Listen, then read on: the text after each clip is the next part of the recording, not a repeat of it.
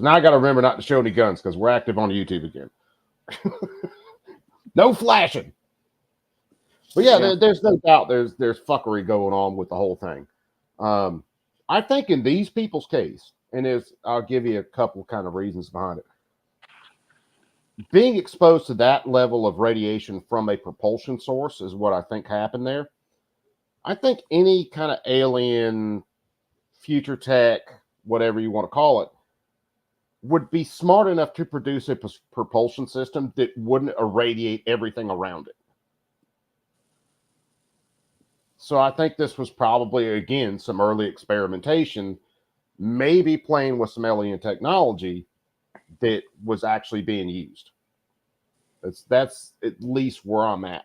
And so we are active on YouTube. I can't flash nothing anymore. No, you dirty bastards on YouTube. I didn't flash anything but a gun. Yeah. And hope you enjoyed doing this, Coop. This is fun covering this. Oh yeah, man. We're gonna do hold on, let's listen to this from PBS real fast, because this is kind of part of some of the stuff that's been kind of dribbling out.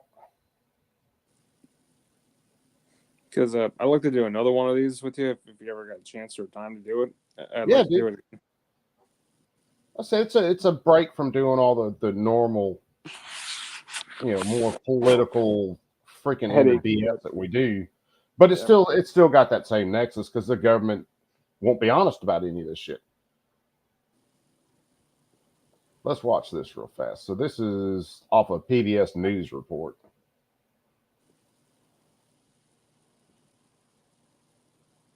The U.S. intelligence community on Friday released a long-awaited report on what it knows about UFOs, or unidentified flying. Hold on, let me look at it. Was this really 3 years ago? Has it been that long? Yep. Objects. Some of the more than 100 instances it studied could be explained by atmospheric occurrences, foreign adversary actions, or other phenomena. But most of the incidents defied explanation. One person who knows that well is retired. Brother Crump, what's going on, man? Hopefully you're doing well tonight. Yeah, we just running late. We've been goofing off about UFOs and all kinds of stuff like that. And then I had to kill the stream for a little bit because YouTube and their copyright stuff. So I got another copyright thing I'll have to submit. I've won every single one of them so far, so hopefully I'll win this one. And what you post in the Chatimus? Hold on, let me look and see. All right, we'll look at that in a sec too. Fighter copters gone wild, Iraq. Oh yeah, we got to look at that. Make sure I'm on the right tab here. Lieutenant Commander Alex Dietrich, a retired Navy fighter pilot. Alex Dietrich, welcome to the News Hour. So tell us what you saw back in a training mission in San. The tube used. So in November of 2004, off the coast of Southern California, we were preparing for our deployment, running training exercises, and when we launched, anticipating going to a particular airspace and running these training exercises, we were interrupted for a real-world intercept. We were vectored to try to get a visual tally on something that another ship in our carrier strike group was picking up on their radar. So we followed their vectors and we ended up getting a visual contact. There were 4 aircrew and 2 aircraft. So each aircraft is a cockpit with a pilot and a weapons systems officer. And so among the 4 of us, we picked up this visual tally on this UAP, this unidentified aerial phenomenon. And what did it look like? So we describe it as looking like a Tic Tac. It looks like the little breath mint. And so this was one report. And matter of fact, the earlier videos we watched had this footage in them. If you looked at it, what do is kind of transition it from one kind of part of the story to another. But there's been a bunch of footage like this. And again, I'm on kind of not trying to ride the fence, but I'm on both ends of this, that I think there's a lot of technology that's man-made, possibly off of alien technology. And I think there is some alien craft being shown. So I think it's kind of a mix of both. Larger scale, but white, oblong, no apparent flight control surfaces, no apparent visible means of propulsion, and it was maneuvering in a way that we didn't recognize, that we couldn't classify, we couldn't identify. And what do you think it is, looking back? Oh, I'm not qualified to make that analysis. It's almost 17 years now, and I know there are a lot of folks who are curious. And see, that's one thing she said right there that's been a similarity in between a lot of different UFO stuff is they don't see any means of propulsion with a bunch of this stuff. There's not the bright blue flame coming out of the rear end or anything like that. It's just the object, certain surface conditions, no real flight surfaces, but the thing's moving and changing direction and all this stuff. But you don't see it like you do with a fighter jet, where you see the propulsion coming off of it or the flight surfaces actually change.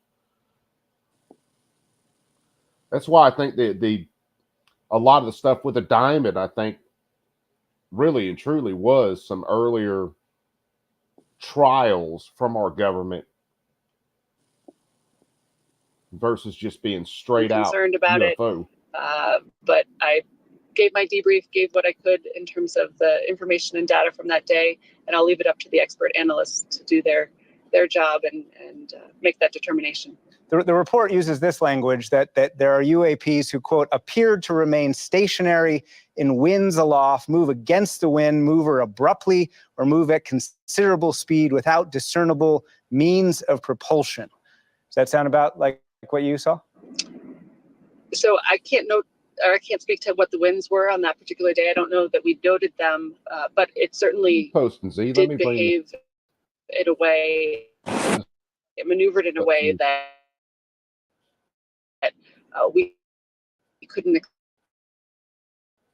explain, and we couldn't in another aircraft. All right, let me pause that for a sec while I'm trying to do some other stuff and my connection's running a little slow. It's been running smooth, so I try to do something a little bit later, and now it's going kind of stupid again. Give me just a sec, guys. Let me let this kind of stabilize. I was kind of straining it a little bit with maybe a little too much open.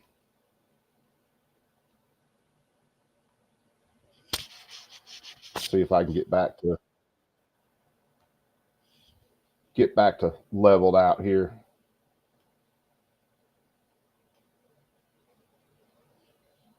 Okay, so Z was posting the same thing. Okay, I got you. Should be back to running cool.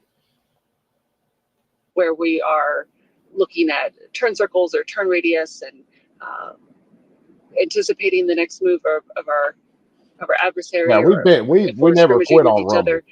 And in this particular case, it just broke the mold and kind of blew our minds in terms of the way it was maneuvering. The report talks about how maybe the number of people reporting these incidents is actually low because there was a stigma attached to reporting. Did you ever experience that? Was there a stigma when you reported, or did people respond to you straight? And I want to say this was before the big report on all this was released by the feds. This was I think some of kind of the trickle out stuff. Definitely, I think before some of the congressional hearing. Strangely, when you talked about it. Sure. So I don't consider myself to be a whistleblower, and I don't. The media has been calling me and asking me to do these interviews, and as a military officer, I feel that I have a duty and an obligation to respond to those citizens who are curious and concerned about this issue. But if there is something that comes of this, I hope that it's a reduction in stigma, and that folks who do encounter something, whether it's in our airspace or in our waters, near a military exercise or just off of our coast, that folks will be encouraged to report and to report up through the official channels. Yeah, post it, to actually do a thorough observation and capture it if they can on film or on video. And again, to relay that up so that those who are qualified and authorized to do that analysis can put the pieces together and maybe solve the puzzle. Alex Dietrich, thanks for taking the time during your cross-country move and talking to us from the car. Yeah, thanks for taking this seriously. All right, let me kill that one. And I know I've got it up. Okay, this is the one that a couple guys posted in the chat.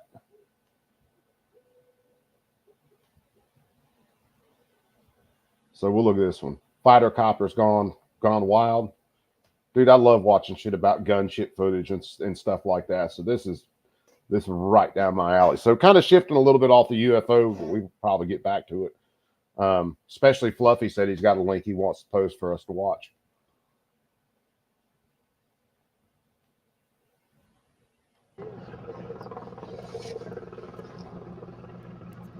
Okay, yeah, he's marked. This is marked right there.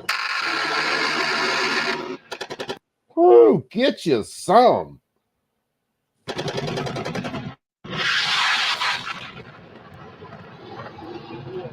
That is an amazing amount of hate landing in one spot. Just to let the class know.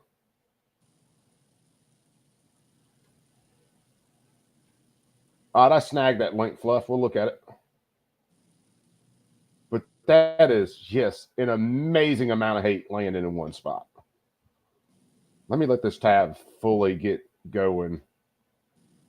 Let me get past the commercial. I'll bring this one up next.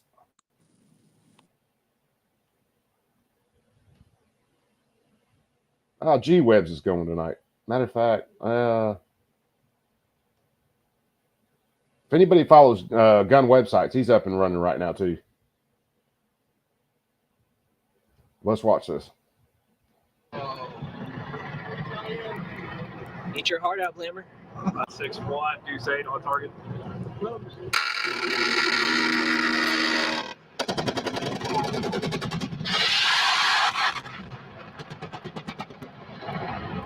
I don't know who pissed them off right there, but they should have stayed home that night. Woo! 6-1.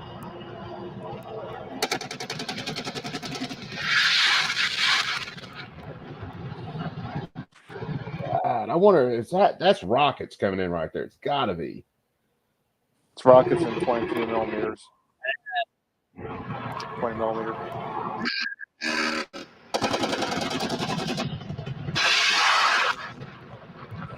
Blackhawks.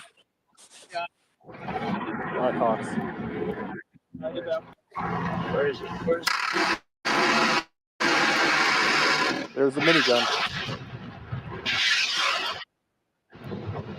That is, oh God, I'd love to see that. As Beautiful long as it wasn't Blackhawk, directed man. at me. Was that a Blackhawk or a Cobra? What Oh, was that? dude. No, that's a Hawk. You can see the mid-air refueling boom coming off the front of it. Beautiful helicopter, man.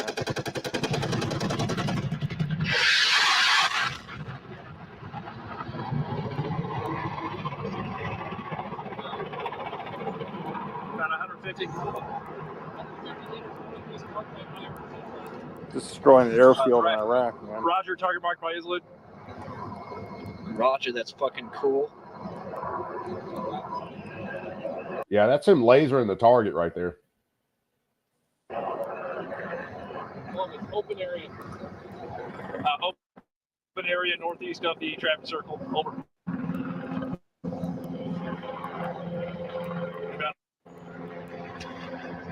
Roger. Good God.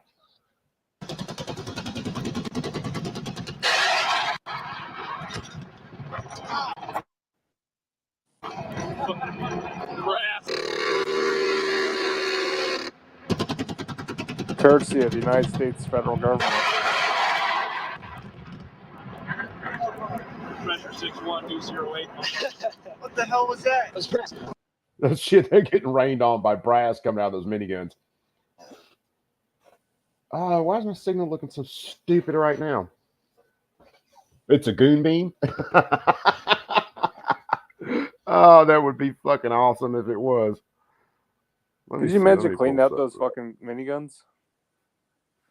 Oh, dude, there's an actual job. I looked it up one time on a AC-130 on one of the gunships, basically for a brass sweeper. So basically kicking holes out of the aircraft, either from the miniguns or the cannons. Yeah.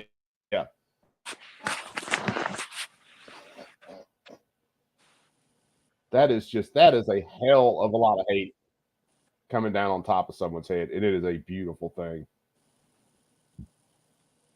It fucking hurt.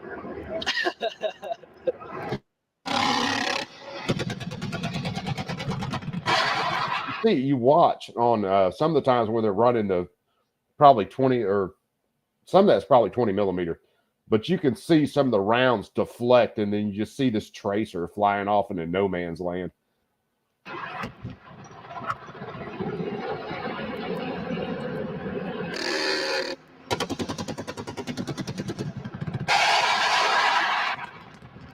Yeah, so what he's using is a 22, no, it's 20 millimeters, and it goes down to a 125 machine gun. Some of that is probably, depending on which bird it's coming off of, some of it's probably 7.62. Some of that's definitely sounds like 20 mil. Yep. And that's, like I said, that's a hell of a lot of hate, man. That really is. It's beautiful looking at them do it to somebody else. It sucked if they were doing it to you.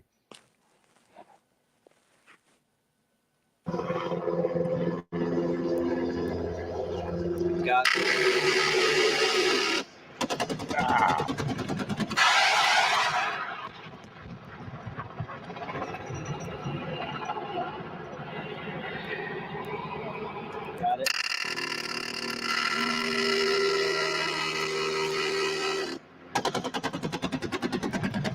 There's a 20 mil right there.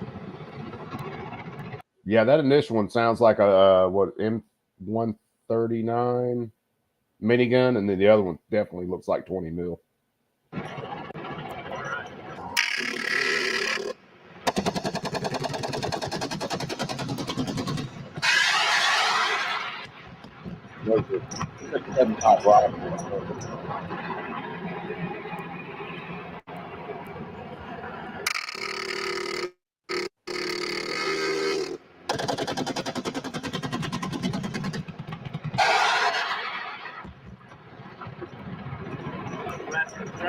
You're shitting everything up like Swiss cheese, man.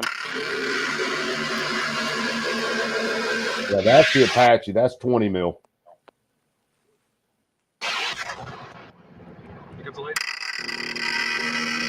That's coming off the Black Hawk.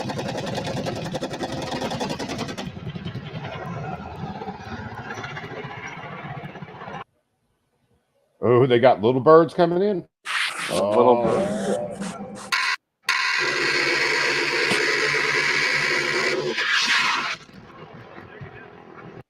Those little birds, man. I've heard them out shooting. Been years ago, hunting on Benning. Actually, no, we were on the backside. We were back on some land in Buena Vista that butted right up to Benning, I think, at the time. And they were doing gun runs and shit with little birds, and it is a extremely distinct sound from those birds, even their rotors, much less the damn miniguns going off. Sound of freedom right there.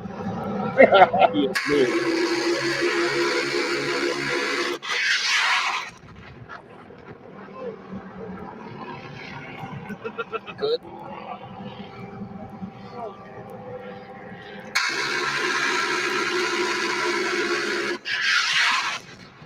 That's definitely 675 rock.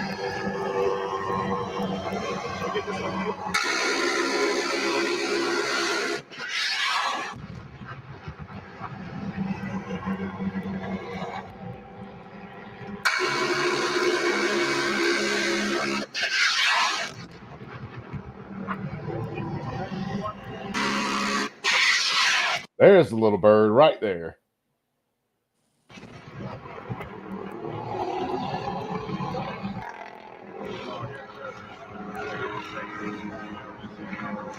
Look at him just swing up there and turn on the target.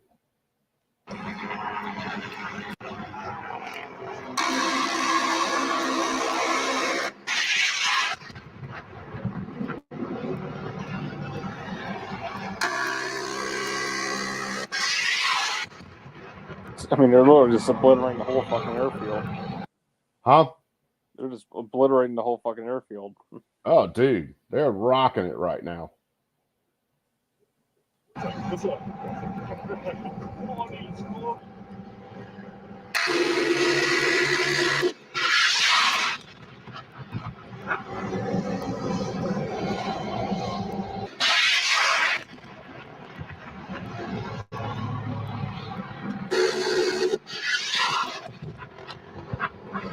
And it's a trail will fly in and do the same thing. What's that? This is confirmed by theory. The Iraq military is Live on YouTube there.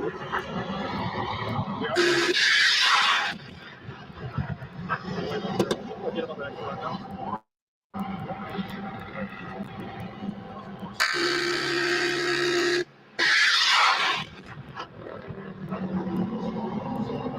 And Barmet. Dude, watching those birds kick around and come into a gun run is freaking wild, man. That is just absolute insane. So, Coop, would you ever want to do this again?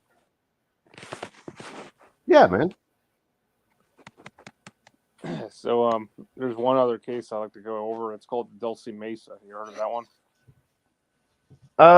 Doesn't sound familiar. I ain't saying I haven't heard about it, but it doesn't sound familiar. You're gonna think I'm crazy. It's an underground secret alien base in between Colorado and Arizona.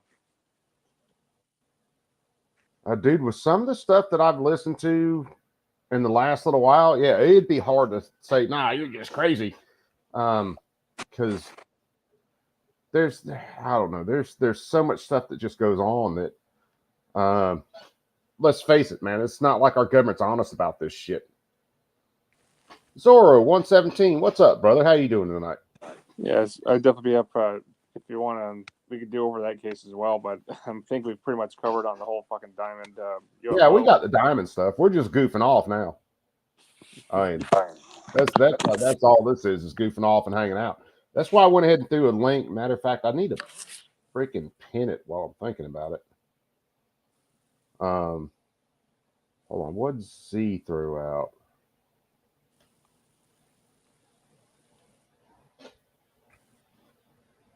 Hold on, Z threw something out too. Because yeah, we're gonna goof off for a little while, man. I got a nap in, so I'm ready to rock and roll and hang out for a little bit. Oh, that's on Funkers. Okay.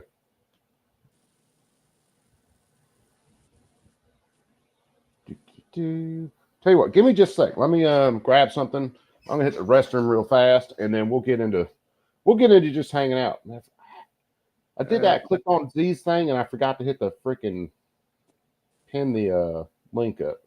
I look to head off though, man. I gotta get some sleep.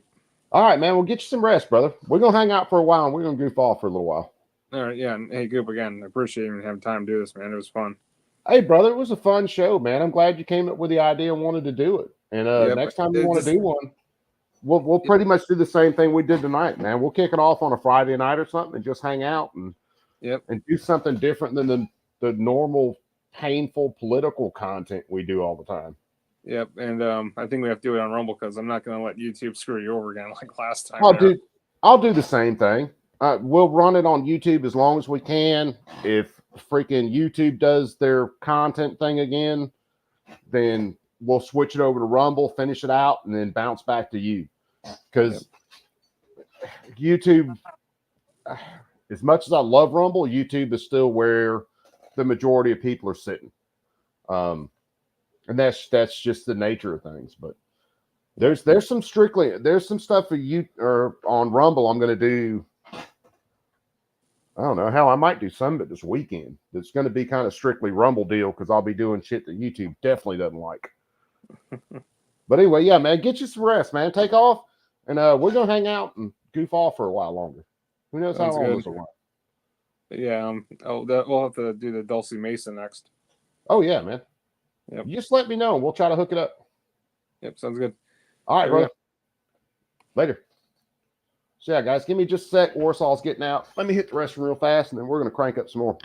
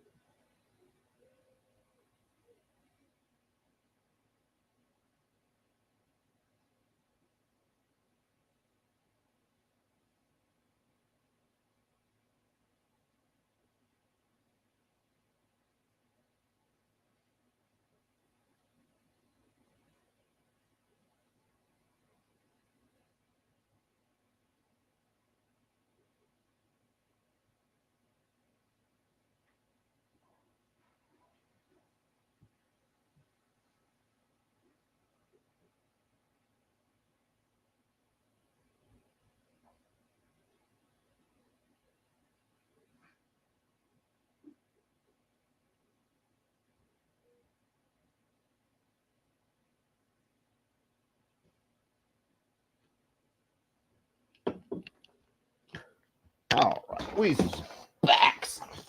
So let's see. Fluffy sent that one in about Glenn Beck and the propulsion system. So that's what we're going to hit. And then we'll get to the last or the next one that Z posted. And there's a link in the chat, guys. If anybody wanted to bounce in, this is real informal. We're just hanging out, shooting the shit. And just looking at any kind of rabbit hole we can look at right now. Is this it? Yeah, I think this is it. Yeah, this is it. So let's see whether YouTube tries to strike me over Glenn Beck.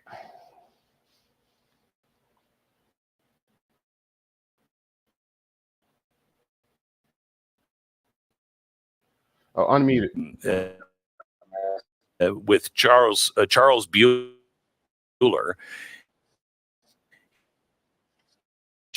Physics laboratory as well. He's an engineer. He believes he's found a way to overcome Earth's gravity.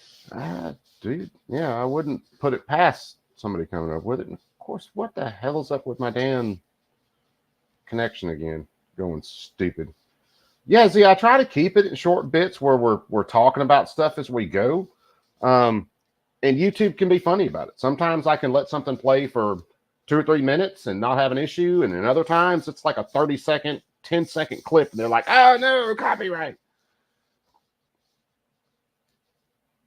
So, it's the freaking YouTube, man. They've gotten more. They've tried to crack more and more down on it.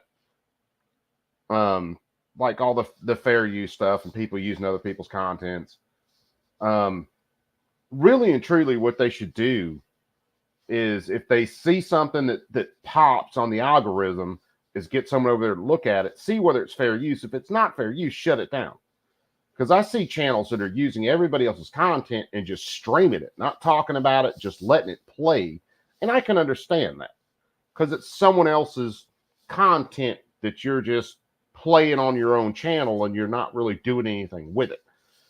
But when you're pausing it every couple minutes and talking about it, and you know how the longest I let one play is if I got to hit the head real fast or run and grab another beer. So it's kind of what really annoys me about it. This is crazy. Welcome, sir. Hey, thank you for having me. Because so, can you explain this as much as you can in layman's terms on what you've discovered?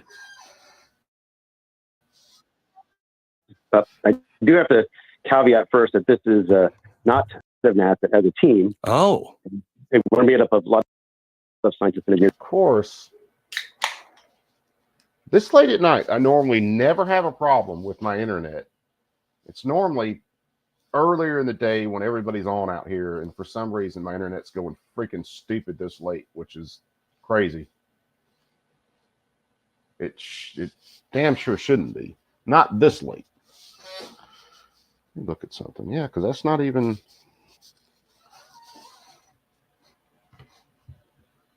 I mean, right now, this computer is the only thing running on my internet.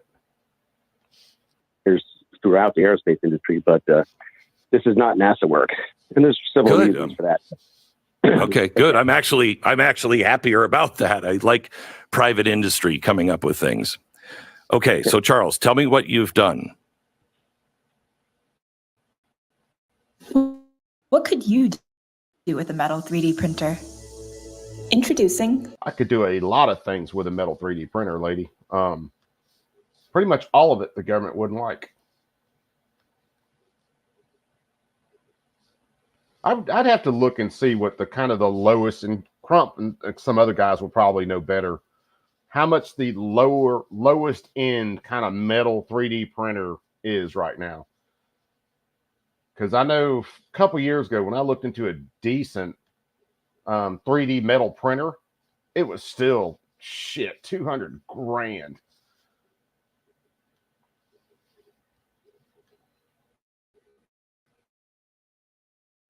Well, we've been exploring propellant propulsion for several members of our team for several years. Gosh, I've been doing it for 25 years. My colleagues been doing it for about 15 years or so. But when we joined forces in 2016, we were able to see some magic happen. And I might have to look up some of the stuff on Sean Ryan's stuff, because he pretty much encourages people to use his content, because it is still spreading his name out there, and it really is. And Sean Ryan, if you guys aren't following him, if nothing else, I'll find a link and I'll post this stuff in the chat. He's just seems like an awesome dude and does some really killer long form content, which is, I love longer form content. And then we didn't really understand it until about 2018. And that's when we kind of hit the ground running once we understood it. And then we didn't come public with it until earlier this year.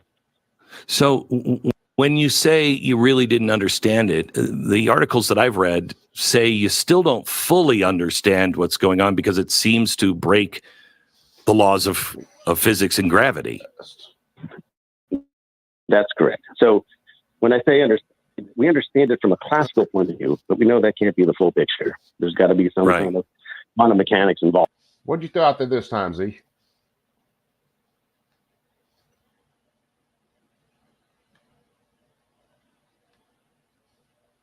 And I'll try. Hopefully this won't go absolutely insane.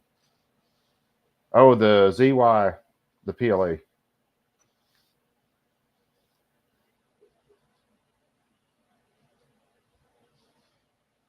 Okay. Which my printer is actually running in the background. It's actually doing its thing. I'm printing out some parts to for the weld jig for that set me build I'm doing. Oh, they make metal printers in 3D? Okay, yeah. So, I wonder if I can get out of the way. Yeah, that there. It's kind of hard to tell, but it's up and running. And doing its thing. I put the Creality, the CR Touch on my printer the other day, which has helped with the bed leveling and some of the issues I was running into. I don't have the money to throw at another printer right now. But we at least know enough to do some engineering around it based on the conservation of energy laws. And we tested that. And we've made startles in the last 8 years. So we're learning. We learn every day because we test just about every day. So what this would allow at scale, and if you could do it not in a vacuum, but space is a vacuum, so we know it would work in space. Is that right? Well, that's this.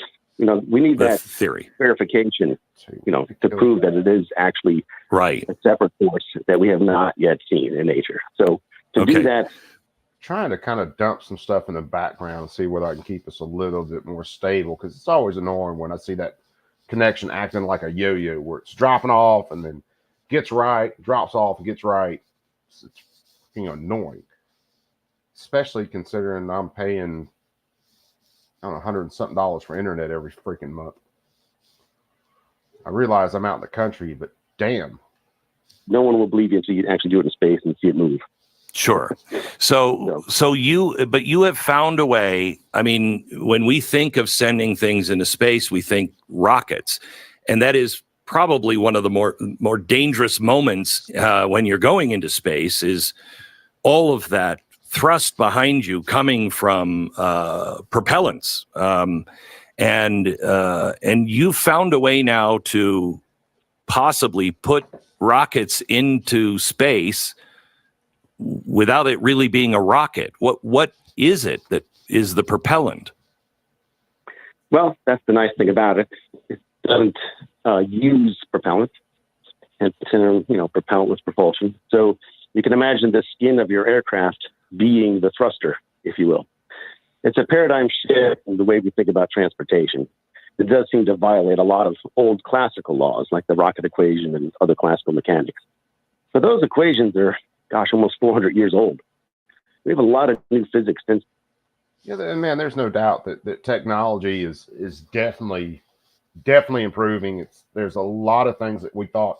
You got to figure, back in the day, there were a lot of scientists that said we couldn't even break the sound barrier. I don't see how they couldn't consider projectiles at the time that had been breaking the sound barrier forever. They thought we couldn't do it with an aircraft. That would seem like a small jump to me, going from projectiles that constantly break the sound barrier to aircraft. But I mean, what do I know?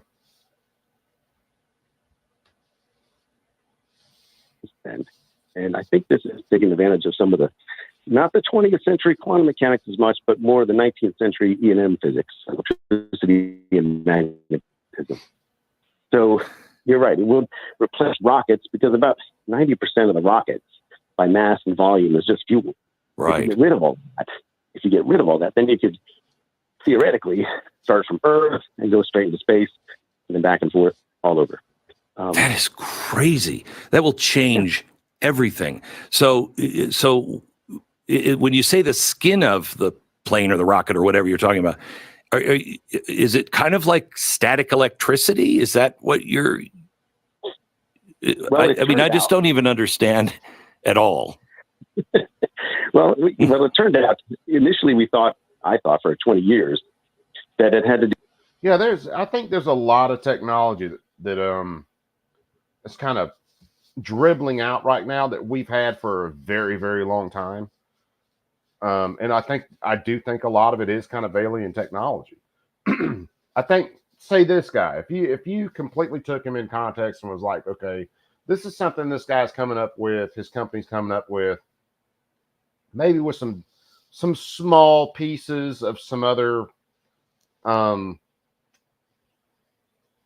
ideas that have come from other agencies, but he's basically developing a lot of this on his own. But the technology he's trying to replicate is light years ahead of where he's at. And I really do think our government has technology that is light years ahead of where this guy's even talking about. Do with electromagnetism. So that's electricity and magnetism together. So, G23, what's up, my brother? How are you doing tonight? We found out in 2018 it was really just a static electricity effect, which meant no current and the charges are static. That's a big distinction. It just happened to be the area of expertise that I am at NASA, is the electrostatics expert for the agency. So once I knew that that's what it was, I was able to hit the ground running and to get thrusters that, in theory, should be able to lift under their own weight on Earth, provided they didn't have to carry anything yet. We're still working on getting it stronger, but that's essentially the gist of it. Static electricity itself has energy, because there's energy between charged particles. We're all familiar with the Coulomb energy, like particles, positive particles repel, negative particles repel, but plus and minus attract. We're all familiar with that aspect of static electricity. What this has shown is that there is what we call electrostatic pressure in the presence of the field. It's basically the pressure itself, which is not something I invented. That's been around for 100 years or so. But the pressure itself can act in such a way that if it's unbalanced, it can give you a net momentum transfer to your system. That's what's new. And how exactly this does this, I don't know. I'm not sure if I'll ever know, but it seems to work. So this is easy to manufacture. It's easy to test. Now, we've done all the testing in vacuum or... Oh, shit. Cool deal, G. Got home from cruising to making videos of classic cars. Nice. The lab. Now it's time to take the next step. Put it lower a little bit and see what it does. Dr. Buehler, can I ask, I'm looking at a chart of your success, and it looks like in 2021, you just had phenomenal success. It just skyrockets up to just over a G of thrust. What happened at that time where you just exponentially started having more and more success? Well, we know that static electricity, this force, is based on asymmetrical capacitance. Now, asymmetrical capacitors... Why is Beck just sitting there with his hand over his eyes like, oh my God? Have been around for 100 years. People have seen thrust in them, but they've been kind of ignored from the scientific community because of an ion wind effect if you do it in air. But if you ignore that, and if you actually test it in vacuum and test it correctly, you'll see that you'll get the thrust actually in the opposite direction of the ion wind. But that's a geometry effect. So, parallel plate capacitors are parallel. If you change the dimension of one of them, you'll get a thrust. So that's a geometry effect. But there are many ways to make an asymmetrical capacitor other than geometry. So that's what we've explored, and that's what we've uncovered. And that helps. It makes things smaller, miniature, makes things two-dimensional, if you will, and lighter. So that's the big advancement that we've made. Are there any videos that you guys have made showing this at all yet?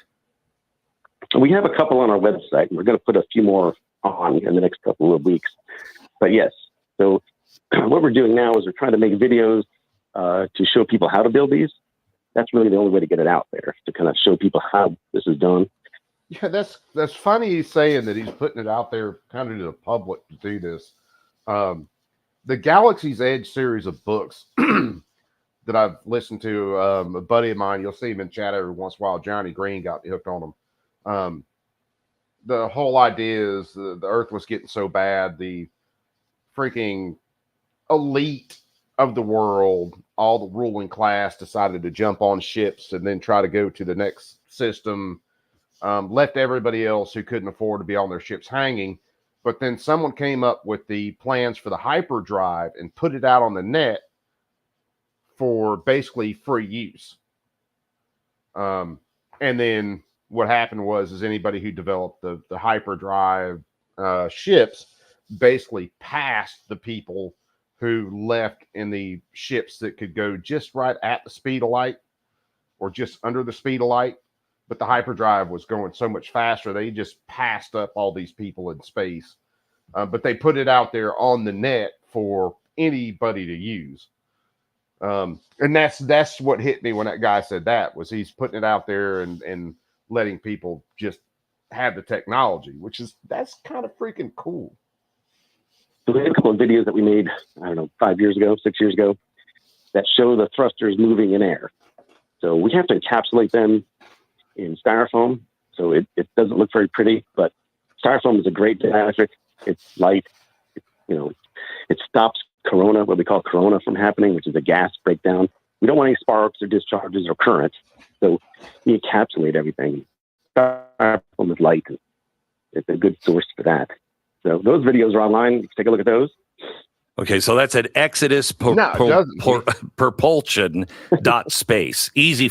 It's funny. You look at, say, Star Wars, the ion drives and stuff like that.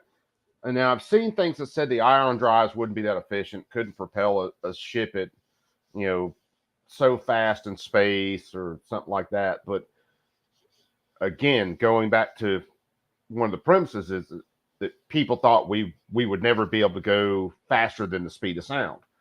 There were scientists back then that thought the sound barrier was like a solid wall, and if we hit it, the aircraft would basically come apart. But as we've seen technology improve, now we've got hypersonic, mainly missiles and things like that, unmanned craft that are going a few times the speed of sound, which is absolutely just mind-blowing to me. And that has been in a relatively short amount of time. I mean, when you look at human history, that is a very, very short amount of time to go from say a bi-wing aircraft to having aircraft standard that are going faster than the speed of sound. So looking at some of the things that are talked about now, and you think, oh, it's kind of crazy technology. Nah, not really.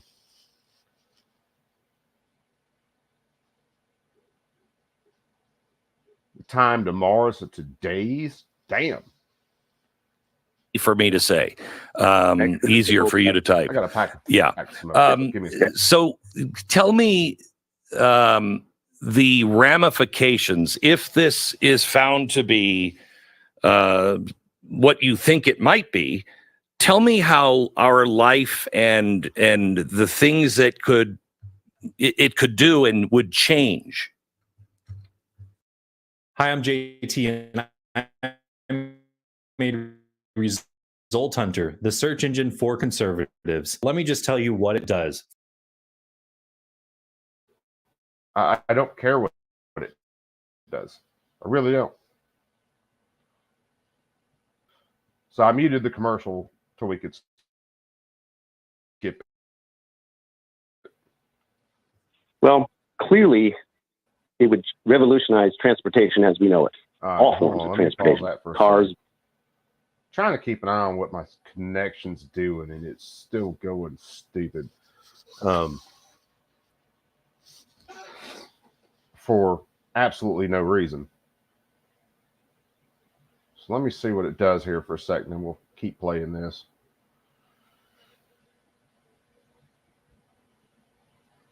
Humans are the only creature that doesn't belong on Earth. I won't say that, man. I think we belong on Earth. Earth is where home's at, but I definitely think we could do a lot better. But human nature, man. Boats, trains, planes, everything would change. You wouldn't need an engine. You wouldn't need a combustion engine or to burn fossil fuels. You wouldn't need propellers or wheels or tires. It would just revolutionize everything. Yes, it would revolutionize everything if we can get this much above unity. Right now, we're sort of hovering around unity, but you need a little bit more to carry something. So okay, so wait a minute. What's unity?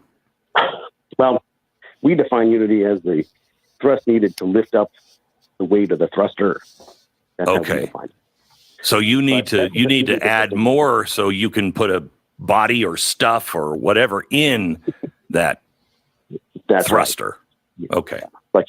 Yeah, so that's what we need. So we need at least a double or triple the factor, just so we can lift up the power supplies for it and carry payload, whatever that is. So that's what we're working towards. But right now, I have to tell you. Go ahead. Well, I'm just saying. Right now, we are above lunar unity. So for the moon, and NASA's very interested in. If any of this sounds too crazy, think about the development of. Well, first, any kind of rotary propulsion. So look at early tests for helicopters and planes. They had to get the thrust to weight ratio right. And then once you move from there, move to jet propulsion. How they had to get that and tweak it and get it right to be able to overcome gravity, lift a load, wing, and the forces that a wing had to have to actually create lift. So this stuff doesn't sound out of the realm of fact to me, I guess. We go back to the moon as others are. We actually have way over lunar unity. So in theory, we could send objects to the moon using conventional rockets today. Yeah, no doubt. Some of this could actually make extremely spacecraft also be the hovercraft for the lunar surface. Never actually have to touch the surface unless they want to. That's very exciting. You don't want to touch the dust. You don't have to. You can just hover above it, and you can travel with the sun. there's a lot of cool things you could do with this technology, but a great demonstration of it would be on the moon. So this would now unlike Sheila Jackson Lee, this guy sounds like he's got a pretty good grasp on the composition of what the moon is and understands it's not a gaseous cloud. So that's a point in his favor. Because the only thing Sheila Jackson Lee came up with is just shy of the moon's made of cheese, because she said it was basically a gas, and the sun's really hot.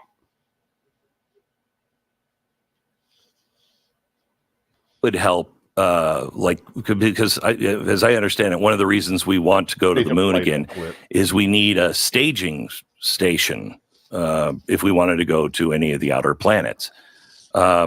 This could make that. We wouldn't have to have that step if you didn't need the propulsion, if you didn't need, some propellant that you would have to get off the moon. Correct? No, you're absolutely right. Right now, NASA's aim is to go to the South Pole to extract water. Part of that water could be used for propulsion. You split up the hydrogen and oxygen. I thought it was cheese. You wouldn't need to do that with this technology. You would just go to the moon, and then when you get tired of going to the moon, you can go to Mars. Right now, we can go to the moon theoretically in about 2.5 hours. It's a very slow acceleration. Wait. What did you say? You ain't wrong, Z. Well, since it's a constant thrust, theoretically, we should be able to put our thrusters in space and get to the moon in under 3 hours with the accelerations that we have. That's huge. We can get to Mars in about 5 to 6 days. That's very, very Oh my gosh. Yeah. That is really, when you think about distances, that is crazy. You would be able to make it to Mars in like 5 days, 6 days.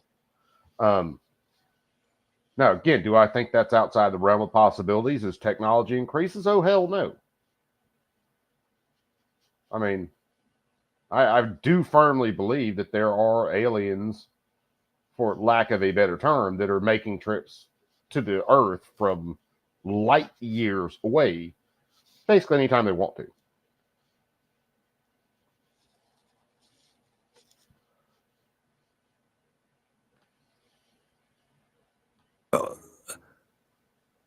What? Okay, Hank, can you hang on just a sec? I need to take a 1-minute commercial break, but we have to continue our conversation if you have time. We're talking to Dr. Charles Buehler, who is with the Exodus Propulsion Technologies. He is the co-founder of that. If he does he and his team have read or something here, we'll just skip it. Come up with some unbelievable things that will obviously change the entire world. This is so mind-bending. Honestly, Charles, I don't even know what questions to ask you. I've never been in this position before. How real is this? How long will it take you to go from where you are now to being able to prove it with an actual, some sort of vehicle? Well, that'll depend on funding and accessibility to space. Cheers, brother. To, verify that it's real. And then once it's verified in space, I think it'll be easier to get funding. And the aim of that funding would be to help us to try to look at all the different aspects of the force and how we can improve. I will say this, he would have a lot better chance of getting funding if he was just doing climate change research and completely bullshitting the results. Just say it. You can skip the rest. All right, we'll skip the rest. Let's see.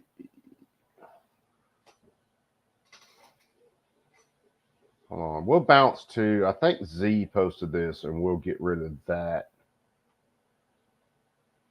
And then give me just a sec. I'll be right back. And then once Z's posted something else.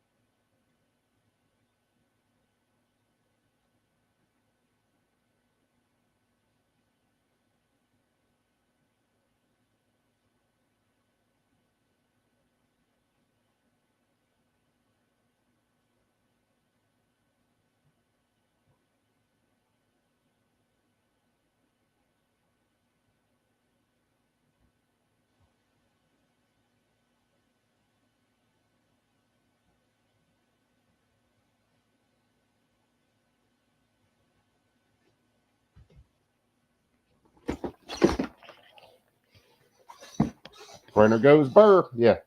Said right now it's printing out parts to help me fit up and weld that set me.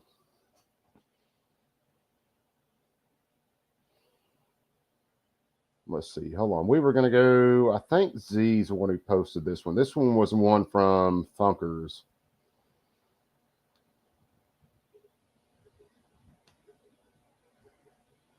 Da, da, da, da. So this is Funkers' channel. If you don't follow Funkers, Funkers does a lot of really good military-based content, combat-based content, combat footage, stuff like that.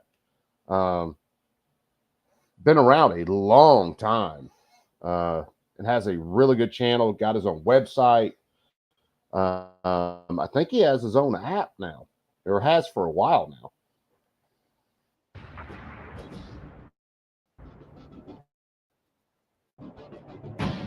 So we'll let his intro play.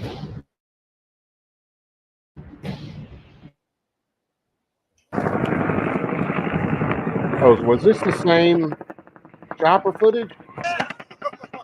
Oh God. Watching those tracers like that is crazy.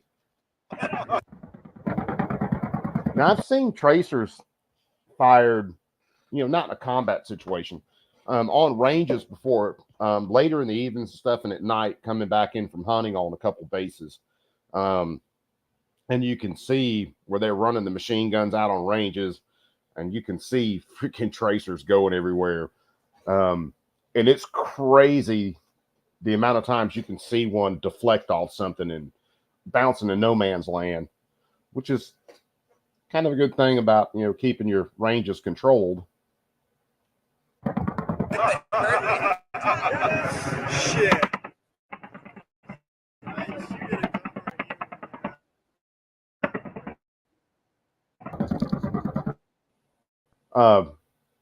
My dad, hearing him tell stories about being in Vietnam, one of the ones he told one time is they caught fire from a hill, big enemy presence on it, and the original Spookies that had, it's basically just a plane with a shit ton of guns thrown on it. At that time, talking about 68 or 67, 68, I think he might have went 68, come back in 69. But he said the Spooky was flying over the gunships, and it was just a solid stream looking like coming out of there. And they didn't have nods back then. The best they had were starlight scopes. But it said just a steady stream of red piss coming down, hit this hillside. And I can half-ass imagine it. But oof, that's a whole lot of hate.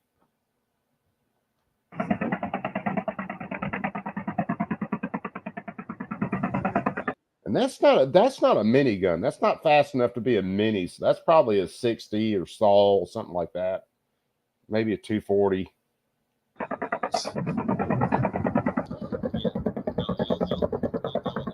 That kind of looks more like a door gunner.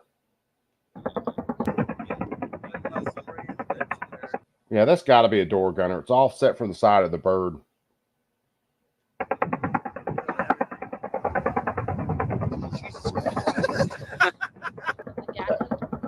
You can see all that is tracer rounds splashing and just bouncing around. Jesus Christ.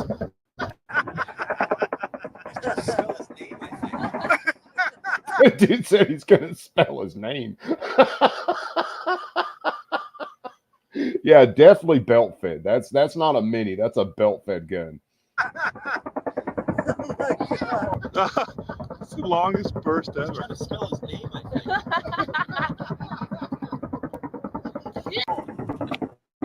Rockets. It's a light show.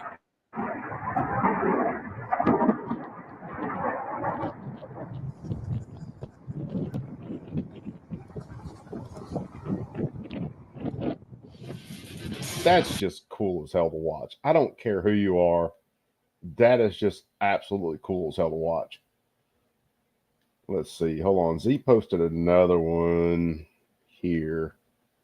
Which one's this one? And we're hanging out, guys. Anybody wants to pop in, like I said, it's open chat. Links posted up at the top. Should be pinned on the YouTube side. we get past the filter. All right, so this is another one from Funker's channel. And I'm probably pronouncing that wrong, but goddamn, it's my pronunciation, assholes. That barrel has to be white hot. Yeah, you ain't lying. That barrel is freaking smoking.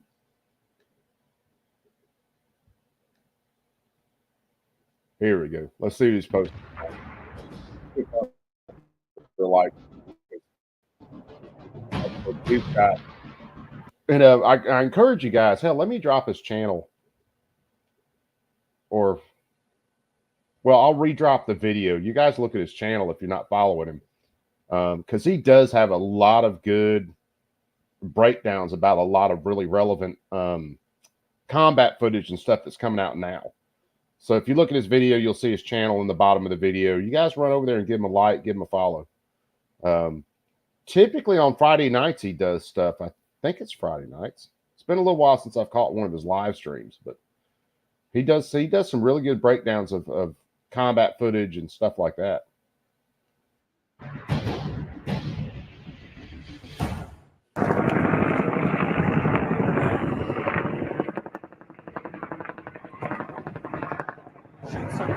I can't tell what that bird is. It's definitely not a Huey, anything like that. It's not a cobra.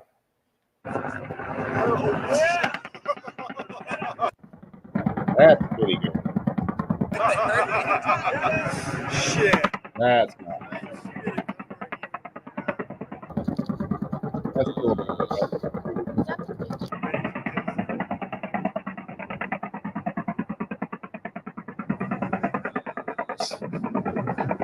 But I tell you, whoever's gunning's running the gun, man, for sure.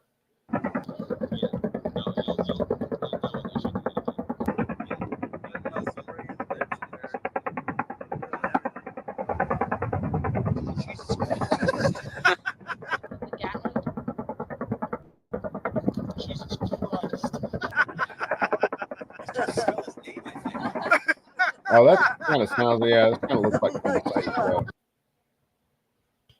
Let me kill that. Let me pull something. Unless anybody else posted something real cool. Let me see. Let me pull something. Since this is just a hangout and a goof off here.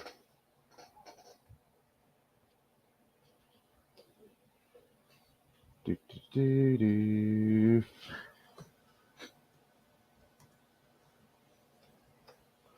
Sean Ryan. I still haven't watched this last one Sean Ryan did with this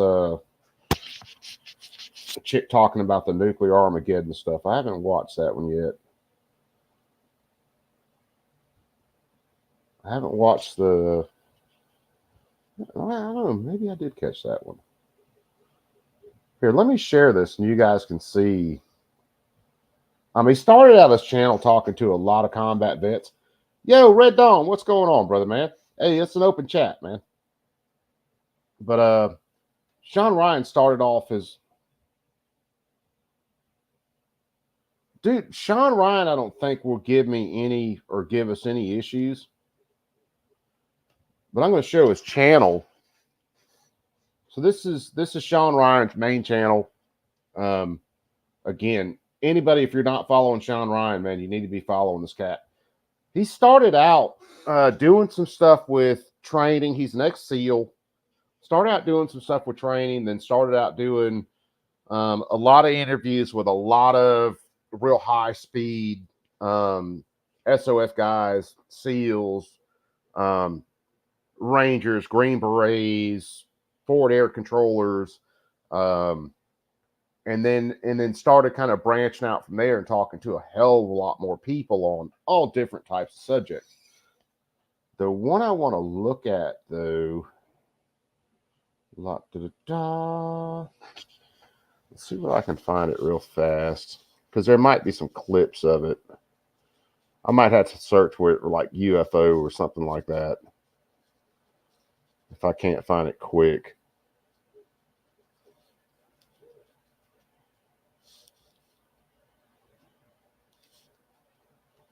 Let's see.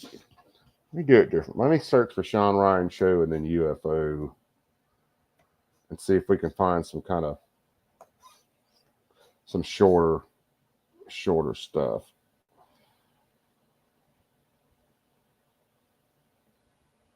All right, here's one of them. And I remember watching an interview with this guy, and hold on, let me get through the ad.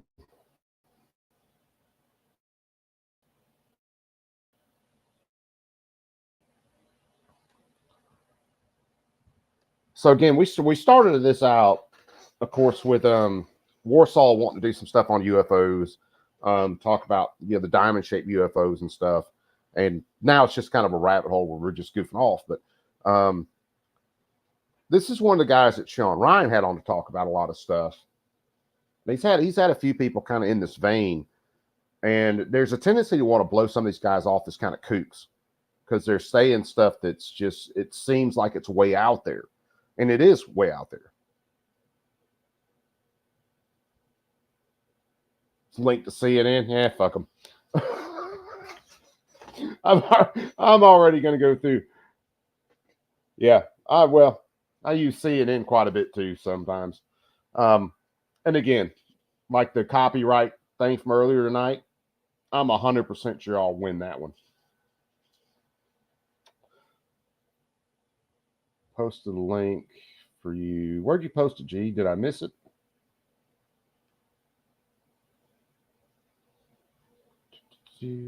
Okay, I see it, G. Let me pull it up. Hold on. Let me get to the right freaking tab. I tried to shut down most of my tabs, and I screwed up and shut the wrong one down.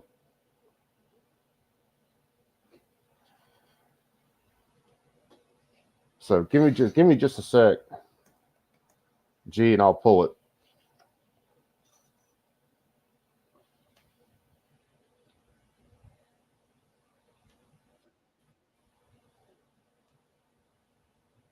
Okay, I got one of the right tab open now. Let me see. Okay, here's G. And I'll get this one kind of ready in the background. All right, so this is some of the footage that G shot earlier today. All right, outstanding. We'll show that in a sec. So we'll look at this part off Sean Ryan. One of the reasons I don't think they're giving any shit about Sean Ryan, he's really good, basically wanting people to repost his content and stuff. So we'll see how YouTube treats this one, especially considering I'm telling everybody to go to his channel if you're not subbed to it already.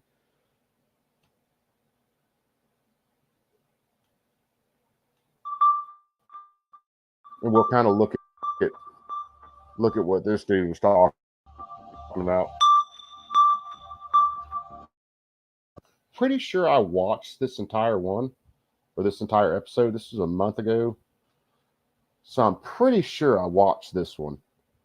I tend to like miss 1-2 of his shows, and I go back in and I'll catch up during the day or something like that.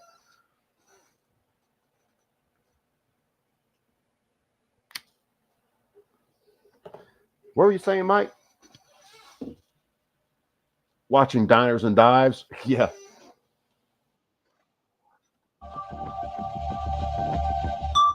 I get this email on the Navy's secret network,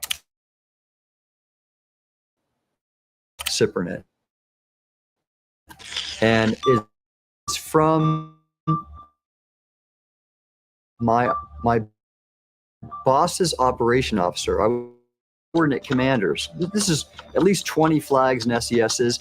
All the deputies are copied on it, and the funny thing about some of these guys, and here we go with the fucking connection. I want to go to shit again. I swear to God, my cable company, if they weren't the only ones in this fucking area, there's no reason to be with these assholes at this point. But what I was going to say, with a lot of these guys that he's talking to like this,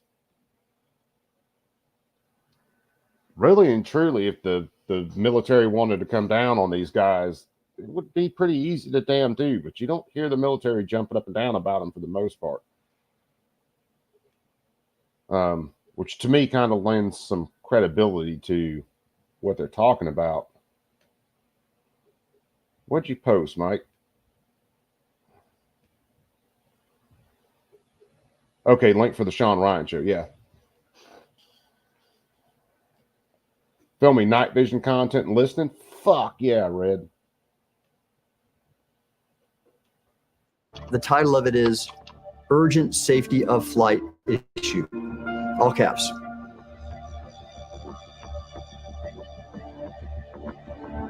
The body of the email said, if any of you know what these are, tell me ASAP. We are having numerous near midair collisions, and if we don't stop it, we're going to have to cancel the exercise. And attached to the video was the now famous leaked Go Fast video. And that's one that we saw that chick talk about earlier tonight. References the kind of tic-tac shaped unidentified flying object. And that's this again. I've heard reports about these flying over tons of different nuclear sites. That actually came up in a couple of hearings in Congress, which is, to me, is wild. And again, I don't strictly sort this out into the UFO bin. Oh, these are all whatevers. I think there's a lot of technology, man-made, probably copied from some alien technology. But I do think there's some of the stuff that's just not man-made that's flying. F-18 pilots captured video of this UAP zorching over the water. There's no flight control surfaces or propulsion means that are visible. It's just a little round sphere. What are some of the things you've encountered as an oceanographer that you know? So here you go. When I was up at night. Let's talk about the Submariner. I am what I am. I have the science. No.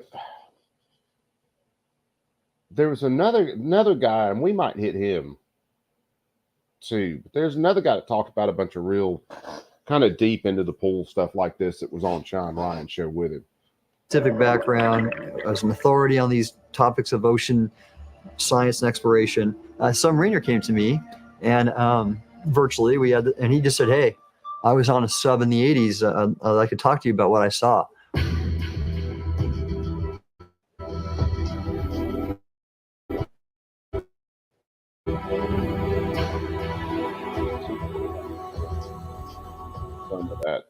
What it's about is a civilian physicist who was on contract to work for the Air Force, I believe. He was one of these people who was a civilian researcher in the UAP in the New Mexico area where that's a hot spot. And the Air Force deliberately deceived him and exploited him and even broke into his house to make him believe that there was going to be an imminent alien invasion.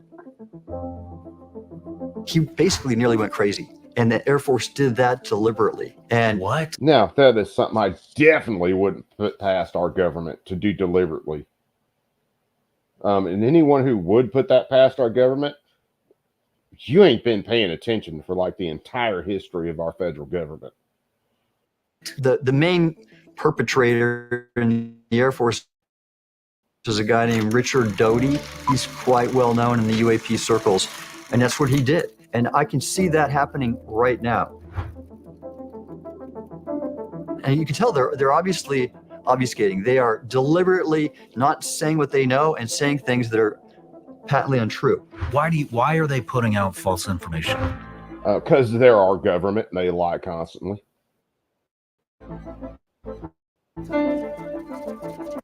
It's the policy at the top level of the executive branch that directs whether they want to disclose or not. It makes a lot of sense because, UFO people want to see it. But if you were Biden, would you want to tell the American public, hey, I can't keep our airspace safe. It's being being visited by entities whose intent I don't understand and I can't control it. Same for our water space. Do you think you want to announce that to the American people on the verge of the election and say, I'm not doing my job, I can't keep you all safe? I don't think so. Why are you focusing on underwater stuff? Yeah, well, first off, we know we see them in the water too. How many encounters have we That had? is just nuts. Which we mentioned that earlier with basically the underwater unidentified objects and stuff. There's a whole lot of crazy stuff out there, man. But no one can, unless you're in that circle, unless that's your focus. There's no way to keep up with all this stuff. There's just not, man. Even wired into the Second Amendment stuff and what's going on with courts and what's going on with government, that eats up so much time. It's not even funny. Much less kind of diving into the pool for stuff like this. That of UFO activity in the water. The last example that I saw was from the USS Omaha, and there's other examples too. Classified examples I can't talk about, but confirmation that we see these things underwater. And there has been a whole lot of stuff that was unclassified in the last couple of years about stuff like this. Do you think there's different kinds? Do you think that there is a possibility that some of these are kind of nuts and bolts types crafts, and some are maybe something to do with consciousness, maybe something to do with some type of spirituality? What are you thinking? I think the answer is yes. There was another encounter where UFOs were seen to go into the water.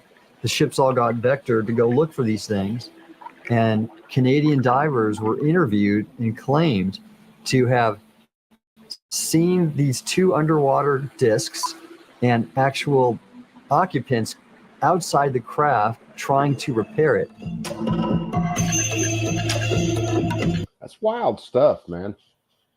Let's see. Let's back up on Sean Ryan. See if I can find one of the ones that I looked at with.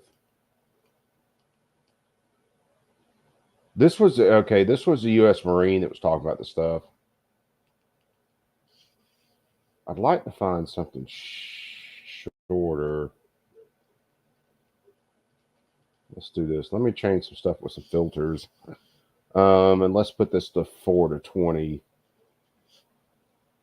and see whether we can find some of this. That's the Skinwalker Ranch. For some reason, I haven't fallen down that rabbit hole yet. Why am I not seeing? It may be in here.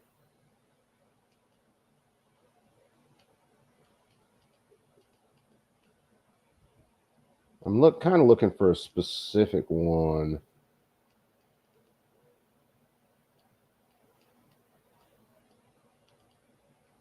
I don't want to have to cycle through the whole show to find this part.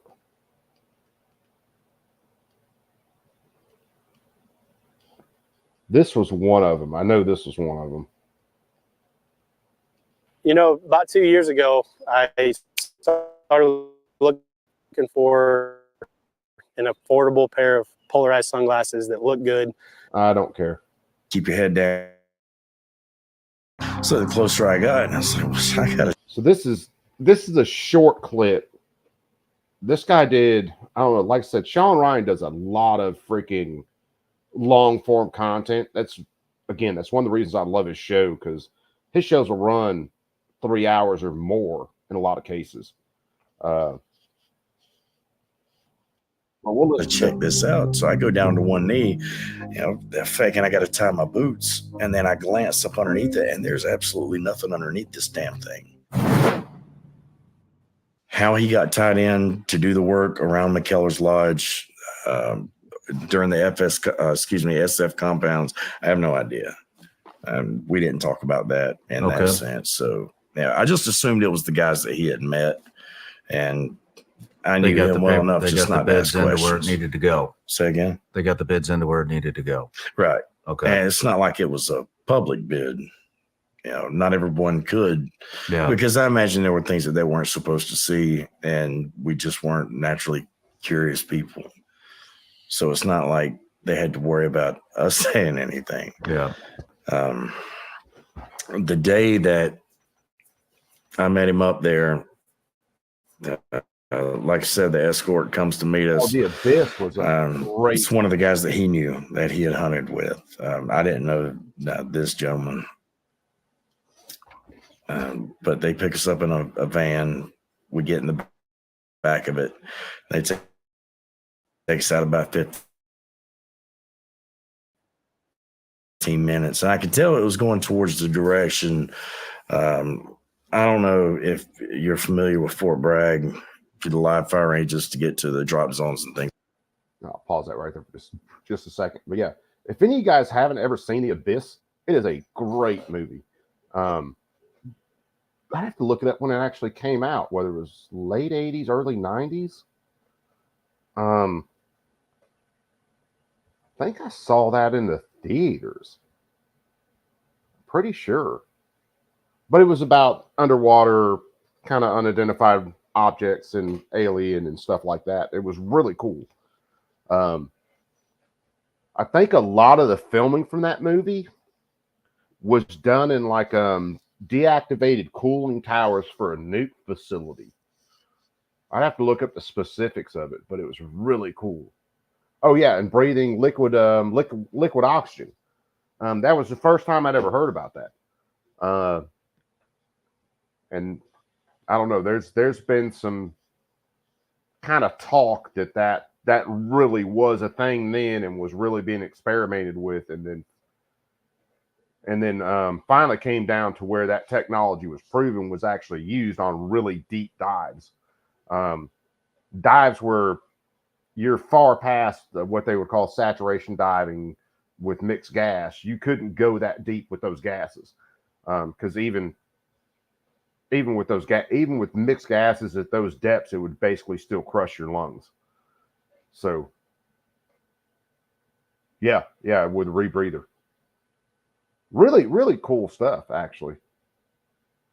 Things like that. So I assume we were headed towards Sicily or Normandy drop zone because that was the direction we were going. The van that they had us in, it didn't have any windows. You couldn't see to the front. It was just a cattle car. And as soon as the door opened, it looked like a literal dump. There was just trash everywhere. Not like people just leaving stuff out. It was an actual dump. There was a 45-degree concrete door setting out of one of these hills that was directly in front of us, no further than you and I are to each other now. And so we go inside, meet another escort in there, take us to this freight elevator. We get in there, 2 series of buttons, didn't have any writing on it. Yeah, me either, Z. One of the guys looks at my dad as saying to both of us, keep your head down, your eyes on the heels of the man in front of you, or you'll be shot. And we kind of started giggling because, at least I knew one of the guys was one of his buddies, people that he used to hang out with. And the other guy, I recognized him as the guy who we went hunting with before. I knew later on that they were both Delta operators. If they were still active, I have no clue. Do you know their names? I do. Do you want to say their names? Absolutely not. Okay. And see that, I don't know about you guys, but this dude, by his mannerisms, what he will or won't say, I mean, looks absolutely freaking credible to me. Okay. And I'll tell you later why.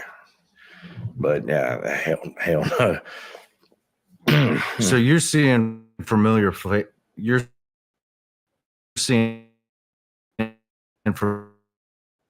familiar faces, which makes you comfortable, right? And you don't realize how. Absolutely not. What exactly were you guys there to do? What he told me was that we were going down below ground to set up a shoot house. An indoor live fire range that was going to be underground. Nothing new. Again, I didn't think anything of it. We had done other shoot houses before with the open tops that can be viewed from above. Mm-hmm.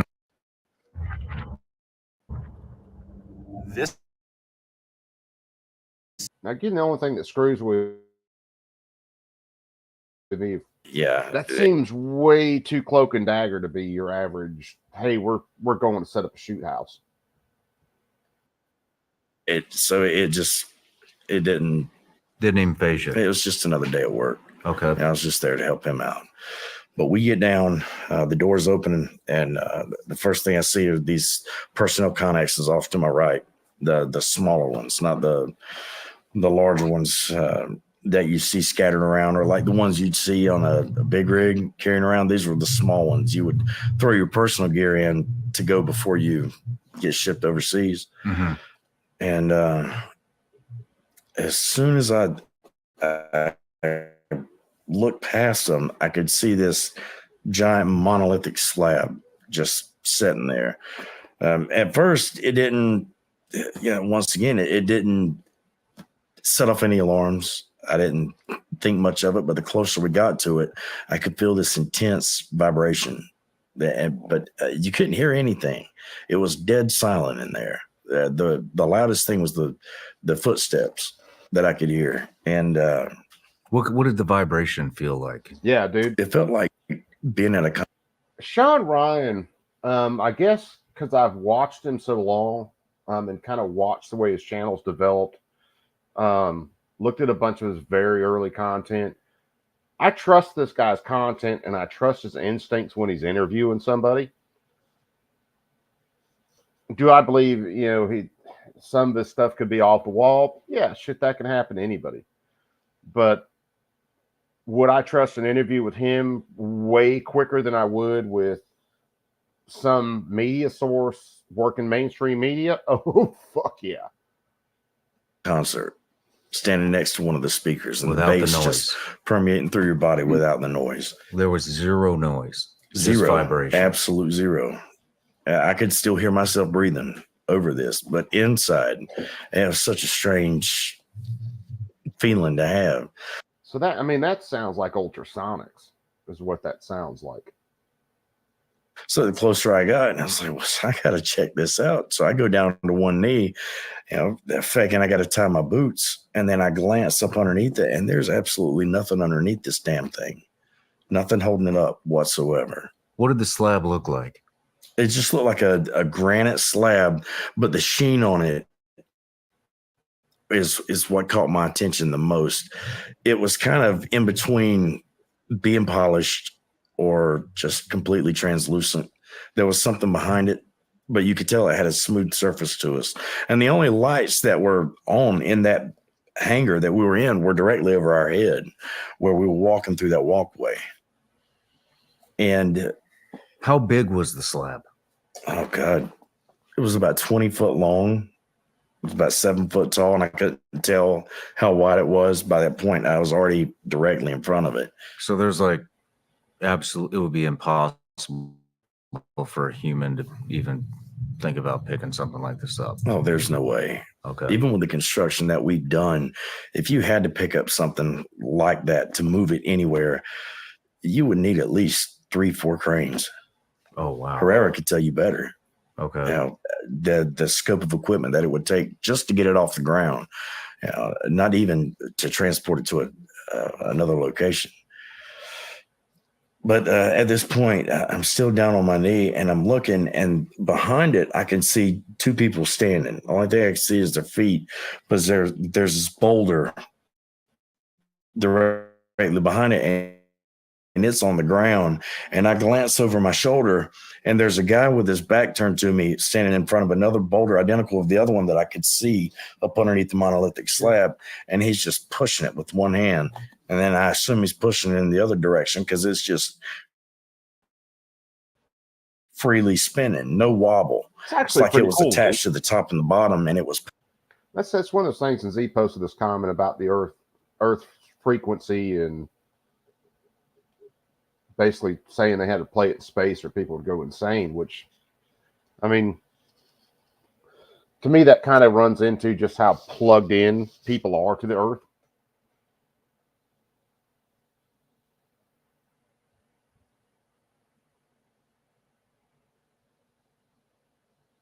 Which is, I mean, to me, it's an interesting fact. Easily, this guy was just spinning it around. Wow. Now, at this point, the escort behind me kicks me in the back, says, let's go. So we get up, keep going, go down a flight of stairs. That's when we get to what we call the shoot house. You could see old lanes where they had actually used it before as a live fire range underground. And we'd probably only been down there 15 minutes, 15, 20 minutes, maybe. Father was taking notes on the dimensions, what we needed, what I guess he understood what they wanted. And I know that we had to replace the walls. It's inconsequential to the story, but we had to replace the rubber on the walls for the shoot house. And in that amount of time, we go back upstairs, exact same route that we took on the way down, and everything's empty when we get to the hangar again. Everything, the two boulders in the back, the monolithic slab, all of it is absolutely gone.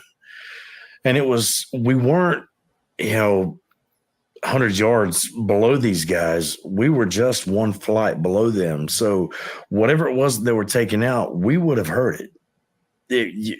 Even the people making noise around it, you would have still been able to hear. But it was dead silent. Like I said before, there was nothing in there. Just our feet, but coming back through, it was absolutely gone. And yeah, that's kind of a crazy deal. If you're removing something like that, normally with the amount of heavy equipment you would need to move something of that substantial size, you're going to hear that from blocks away. And to be a floor down from that in a facility and not hear it, yeah, that's freaking crazy.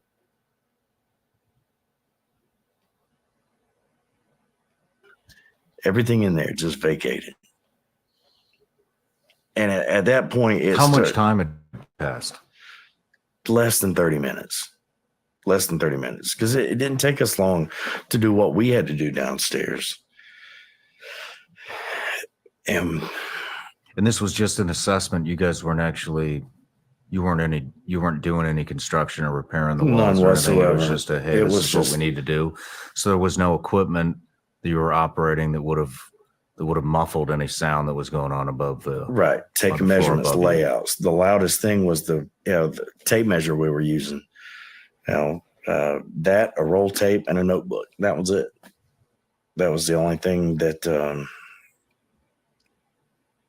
was the only thing we had down there. How far away from the slab did you feel the vibration? Hey everybody, I'm Sean Ryan. Click here to subscribe to the Sean Ryan Show YouTube channel for the hottest and most let's see. There was another part. One of them was with the same dude talking about an event.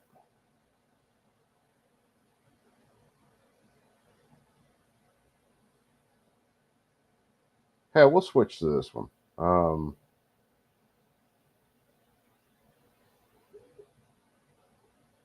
And I remember watching this one too.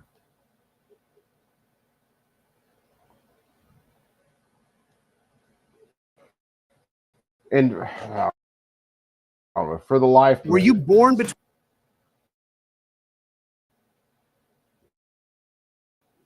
I kind of want to discount for some reason. There's something in my brain says to kind of discount what this dude said.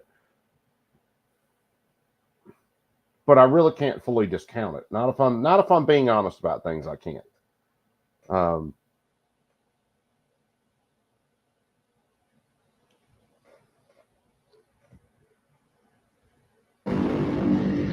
Our arms must be mighty, ready for instant action, so that no potential aggressor may be tempted to risk his own destruction. Because I'm like everybody else, man. Call it a normalcy bias, whatever you want to call it. There are some things like this that I would very much like to discount.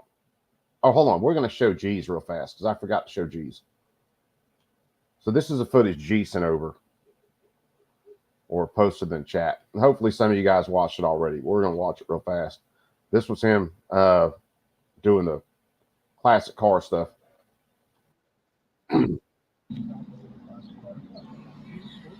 Damn nice looking truck. The Beatles.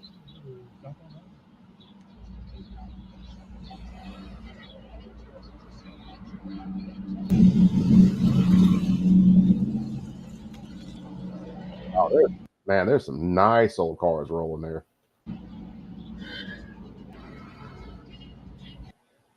Looks like some bikes cruising. Oh, yeah. Look at that truck. That thing is clean. At least from here it is.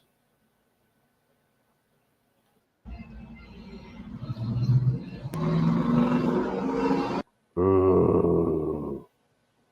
Is that someone probably know better than I do. Was that a CUDA or Challenger? I don't know. It's like guns, man.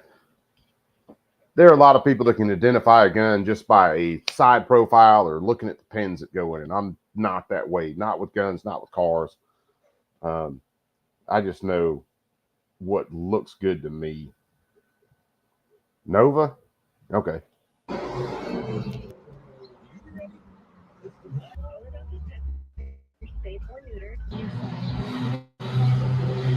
Oh, they got the man.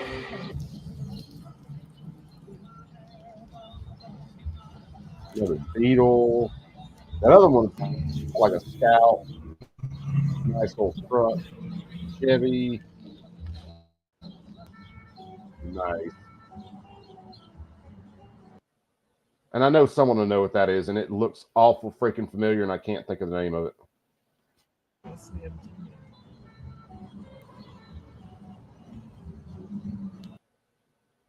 Against another one of the same. Man, I know people that, like I said, they can tell what a gun is just by a simple profile or a pin or some shit like that. NG? Yeah, NG. I'm not that way, man. I know cats, they can see a car's headlights at night and tell you what kind of car it was. And yeah, that ain't me. As much as I love AKs, I can't tell you that, hey, this was an AK made whatever, blah, blah, blah. The most I could tell you is, hey, that's a Bulge Tronian, probably a Yugo. As much as I love AKs, I've just never been that dude.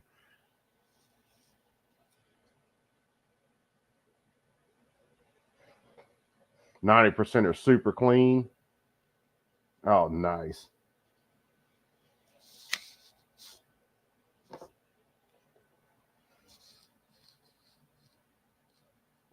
With no AC? Yeah. It's funny, man. You go back and look at car ads. Hell, even in the 80s, AC is listed as this upgrade for them. Now it's standard on anything that comes, but back then, yeah, it was an upgrade. The big problem with the public and the media is they think you're president, you're chair of this Senate committee, and what have you, and that there's this vast conspiracy of these kind of people lying to the American public. It's the opposite. I think I would disagree with dude there. That's probably one of the things that makes me want to discount him, because all those people are lying to us. I've seen them do it multiple times. They're actually victims, most of them. Now, there are a few devils. And maybe I just see devils more than I see anything, but there are an awful lot of them that are lying dead to our damn faces every single fucking day.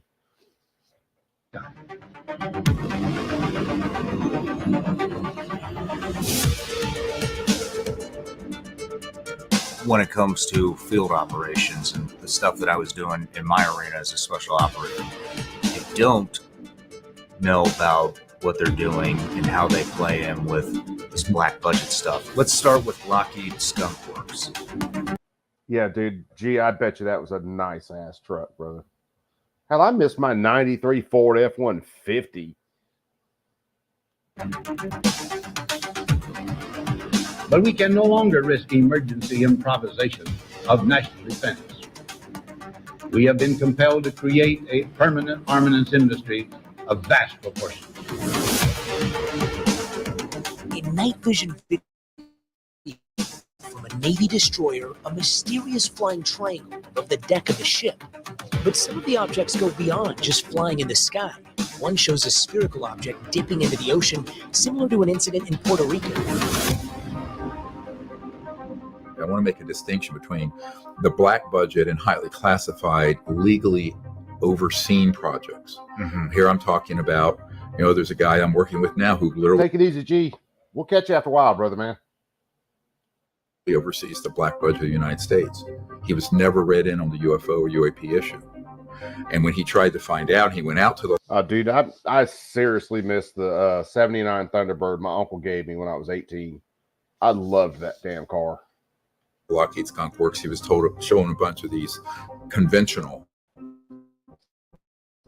propulsion systems. He was not shown the ones that are the man-made UFOs, that are the electrogravitics, the things that float, boom, 100,000 miles per hour. They combed through data and records and analyzed videos like this.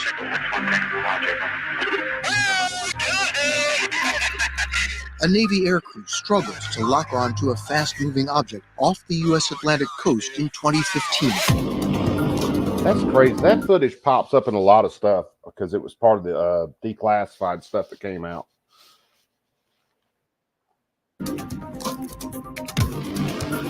Does that kind of remind you of the monolithic slab that dude was talking about earlier? 3.5 million men and women are directly engaged in the defense establishment. We annually spend on military security alone more than the net income of all United States corporations. People say there are people that have come forward. Marco Rubio, please, just to go on a tangent, do not let this be Trump's pick for VP, because they're still talking about him for a pick for VP, unless I missed something in the last 12 hours.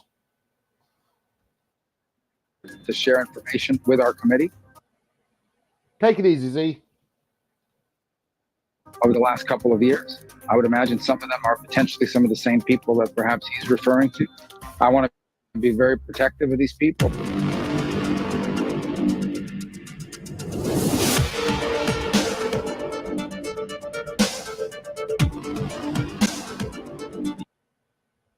You think the VP pick's already made, Z? Who do you think it is?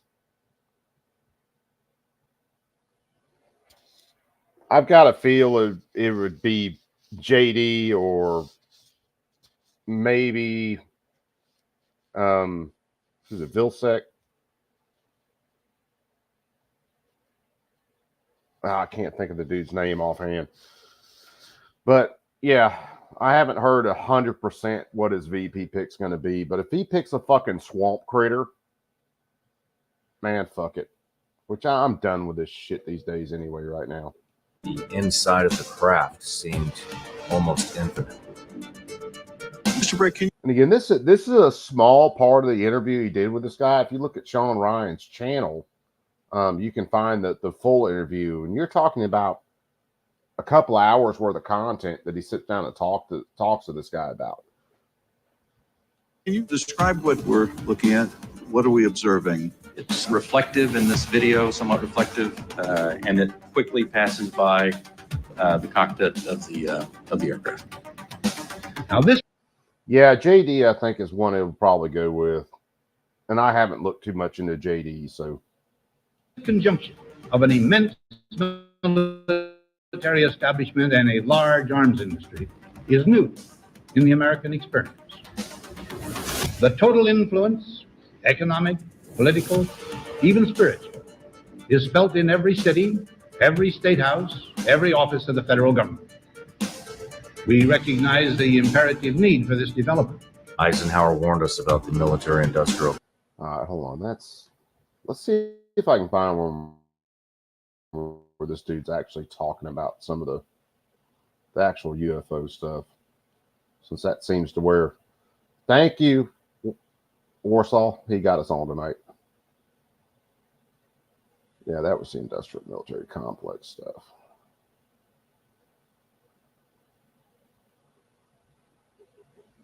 This was the guy he was interviewing. This was another channel, Stephen Greer.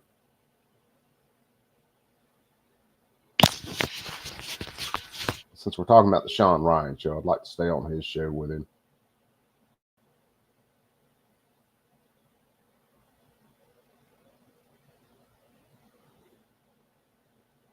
Hell, let's look at this one real fast. This is another one about a UFO thing. Now I remember watching this guy's interview. If you want to get a flat belly at your dude, shut up. You mean the one I touched? And here's this thing hovering out in the. This guy did a whole lot of stuff. If I'm remembering his interview right, if you've ever heard about like remote viewing and a lot of other kind of deeper CIA stuff, this guy was talking about a lot of things like that. The trees ahead of them, as I recall, two of them come over and shoot a beam at his feet. What are some of the other incidents that you studied? Oh, I think the biggest, in my view, was what's known as Bentwaters or Rendlesham Forest. Yeah, Chuck Holt is probably the best guy on this. Chuck was the deputy base commander at I'll probably Bentwater. Yeah, I'll probably end it after this one. Give me a little sleep. I got a bunch of crap I got to do tomorrow.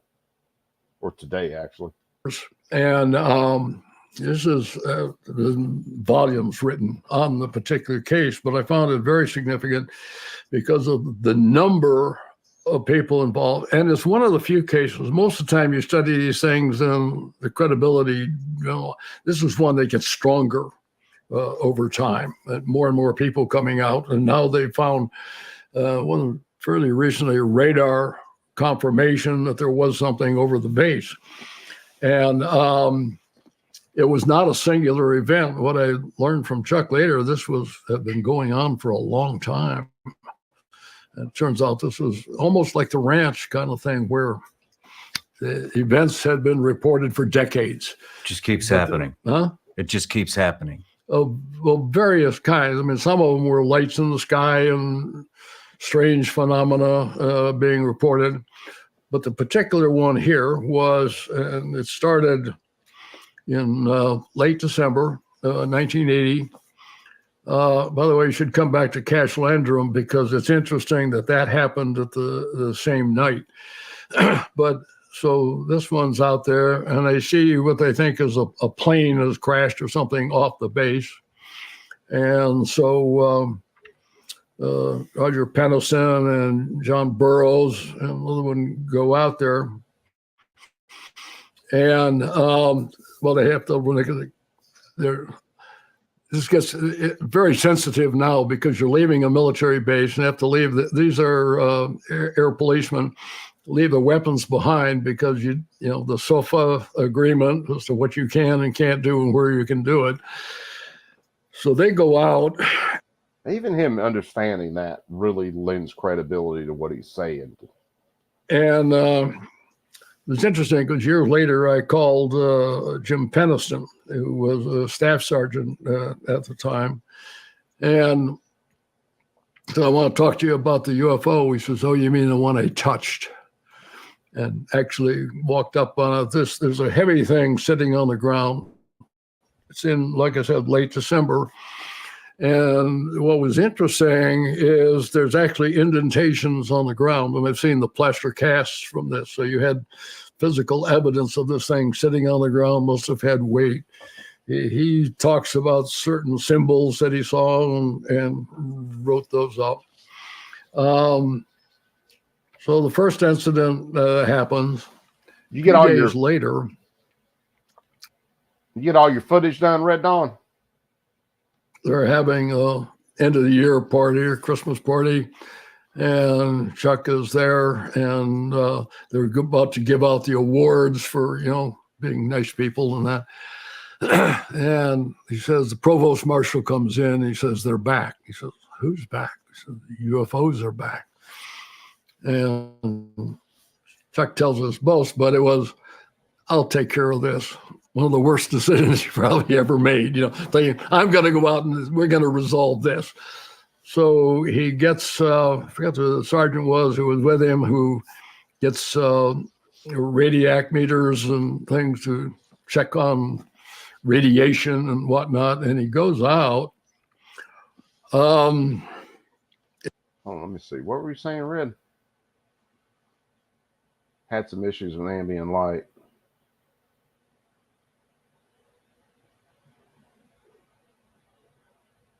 I didn't take out the solar mode. Yeah, I can see that. But I'm sure the content you're shooting's good, man. So no sweats. You know how it is. You go outside the base and you're using a radio. Sure enough, there's stuff above background noise. And here's this thing hovering out in the trees ahead of them. And it starts manipulating, staying away from them. Then splits into 5 pieces and zips off.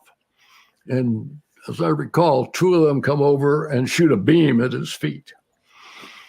And so he goes back. So he's recording this at the time of what's happening.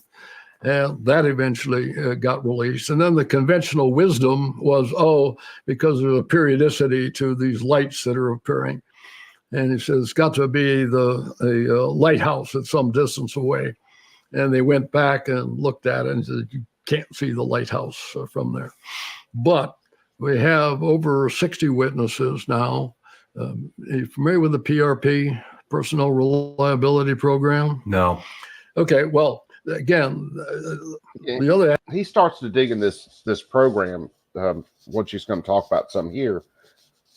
But one of the things about this guy's interview and him talking about some of the stuff is a lot of the time, the longer a story goes on, the more holes get shot in it, the less credibility that people have. More and more people kind of get trashed on it. And like he said at the start of this, the longer this has gone on, there's actually been more and more credibility lended to it. So it makes this one a lot more interesting than some others.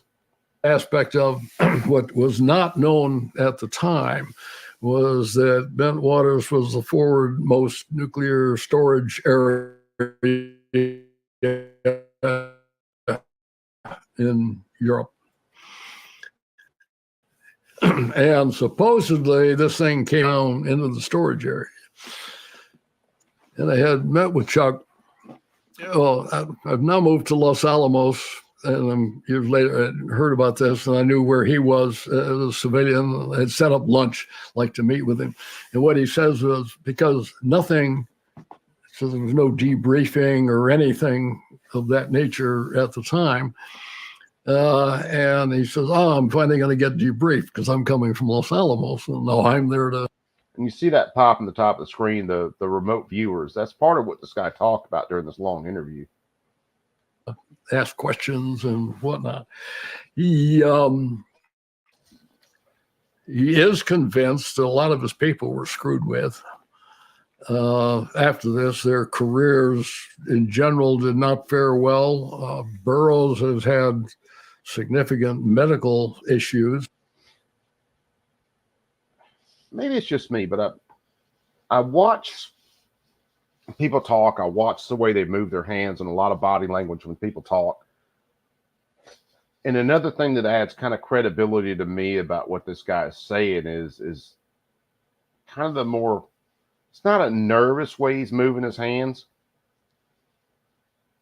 but it's kind of like dealing with an uncomfortable truth. It's a little hard to describe. I guess I could present this in probably the simplest terms. It's a really natural movement to kind of fidget when you're talking about something that's true, that's uncomfortable, versus if you've ever seen Hakeem Jeffries speak and you watch the way he moves his hands and it's this real robotic movement. And he's lying his ass off the entire fucking time. That would be kind of the two far ends of the spectrum, I guess.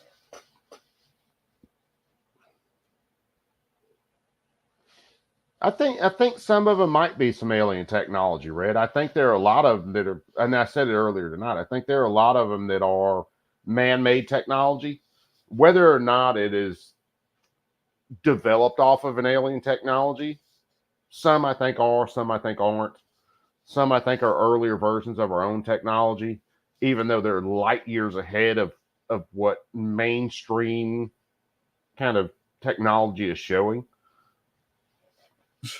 And some of this does get into the classified. I know they had trouble even getting his medical records. I think Kit got involved in even obtaining his medical records because he was trying to address heart problems what's up, brother? that he had. What are you saying, Check? Let me pull up the big chat so I can see it a little better.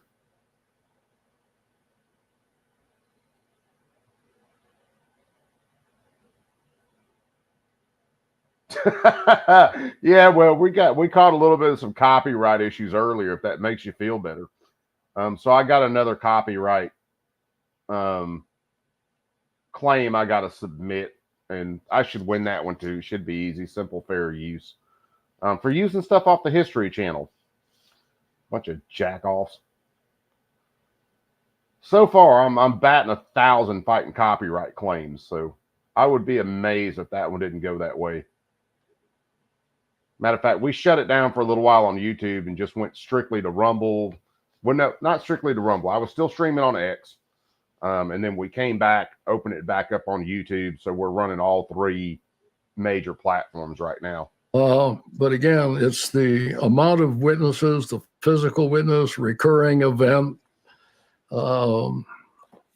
pretty damn significant. But as I mentioned, the Cash Landrum happens at the same time. We've heard your feedback and are excited to introduce the new We the People holsters anodized aluminum IWB clip. The Cash. So hold on, wait. Even though I skipped that commercial, so wait a minute. You, We the People hosters, you're finally unfucking your piece of shit clips. I should have let that commercial play, because that was my biggest issue with any We the People hoster I've owned. I've owned 2 and put multiple clips on both of them. Is that your clips always fucking suck. They always broke right at the screw holes. So you're finally unscrewing that. Thank you. And I guess, Red, and I can see someone not believing in it. I do believe in it. As far as like complete other worlds. And for a multitude of reasons I won't go into tonight. I don't know, maybe that's one of the streams I'll do one night. It's kind of getting into why I believe in it. Because there is some stuff where you could break some stuff down biblically to talk about the war in the heavens, what the heavens were, and things like that. That to me kind of proves that there are other worlds out there. But that's kind of more theologic, I guess, than I get into sometimes. Landrum's a case where UFO is seen, importantly, it's fairly close to Houston, a remote area. 2 women and a boy are driving down the road, and here's this UFO that's kind of shutting in, supposedly seeing flame out or something. And there are, depends on the count, 22, 23 helicopters that are supposedly circulating around it.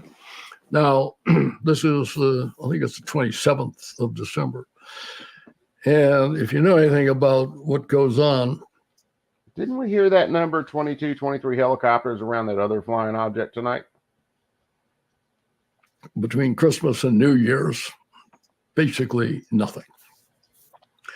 So anyway, what happens is they stop the car and they get out. Benny Cash runs around in front of it. Okay, so he's talking about that same event. Okay. But Landrum opens the door, stands behind the little boy. Cody gets out, looks, he gets scared, runs around and jump back. He's now grown and they've talked to these issues. So the point was that they were exposed to some kind of radiation. And hold on, give me a sec. Let me pause this for a sec. I'm gonna grab another beer because I do want to listen to this again because it's been a while since I've seen his interview. especially since he's talking about the same or one of the same instances that we started off with Warsaw tonight, which was the incident where the older lady, the mother and the son, pulled up underneath this UFO or near this UFO, got exposed to huge doses of radiation. So give me just a sec, guys. I'll be right back.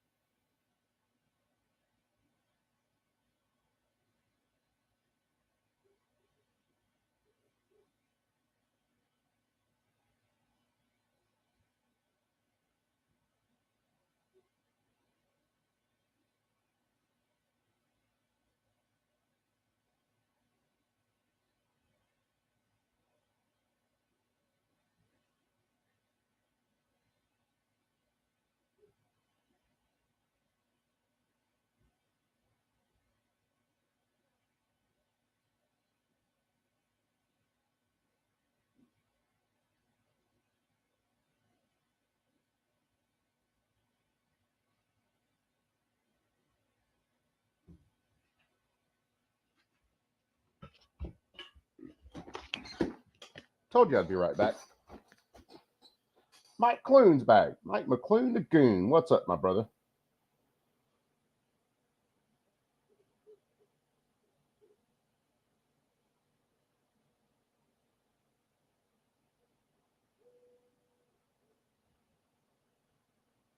Oh, you stepped over. I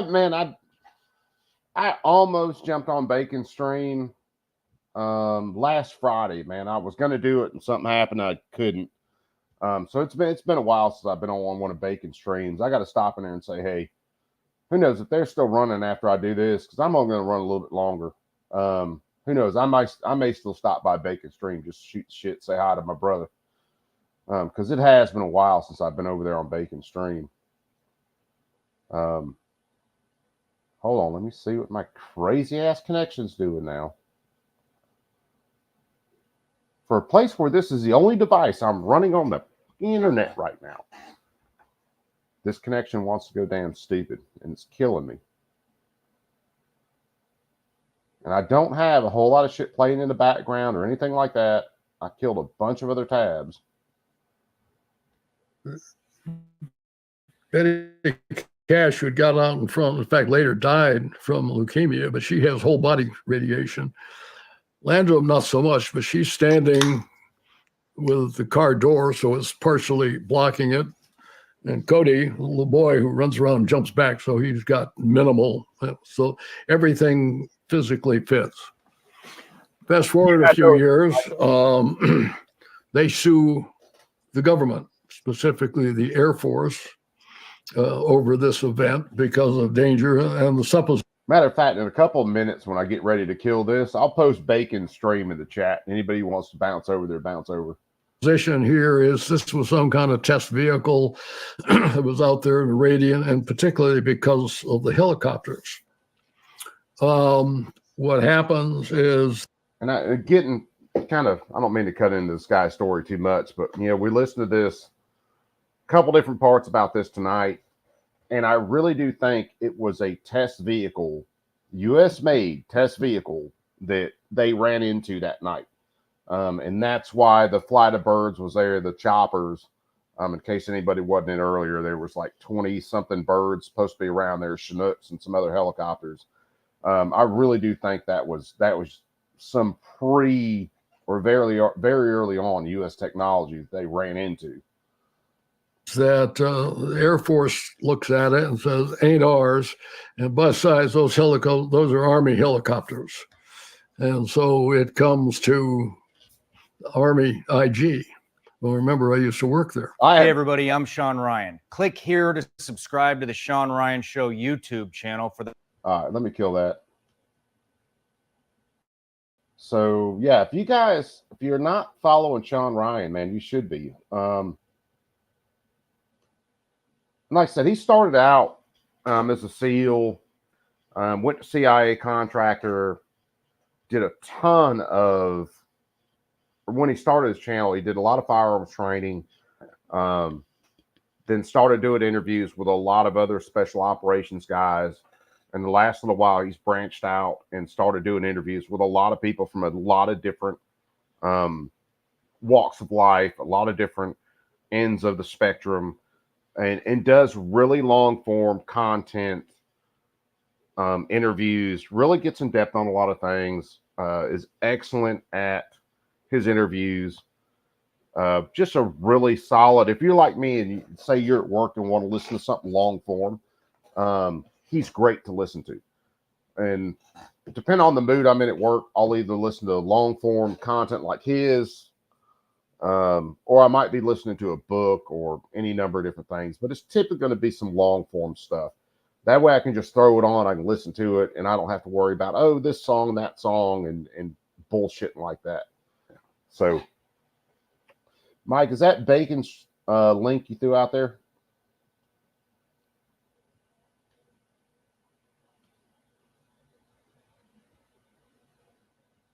Yeah. He's running a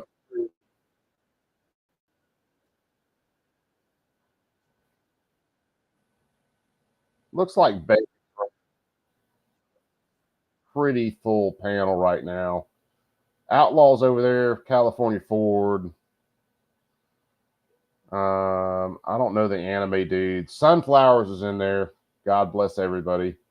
Looks like Taco's there and Phil's there. So he's running a pretty full panel.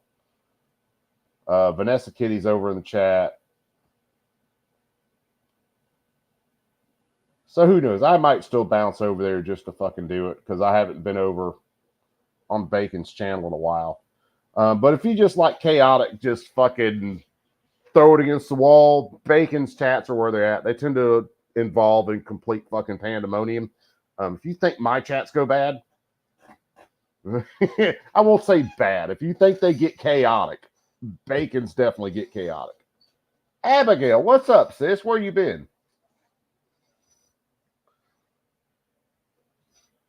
And yeah, Bacon will definitely go till 6, 7 in the morning easy. Not like I haven't done it, because I have done it. Probably when I shouldn't have, because I had already been up for 20 hours before I started the stream and then stayed up till daylight the next morning. Not the best choices, but it is what it is, kids. We all do it. Well, most of us don't put it online. I'll say that. So I'm going to end this one here, though, guys. And like I said, I'll bounce. I might still bounce over to Bacon's, even with a full panel. And nothing else, I'll just hang out and listen to the damn mayhem. So we'll end this one like we always do. You perps be cool. Keep that thing on you at all times. I don't give a shit what the signs say. If you're not going through a metal detector, everybody has their own degree of risk. But if you're not going through a metal detector, you're responsible for your safety. If you go through a metal detector, then the government is technically responsible for your safety.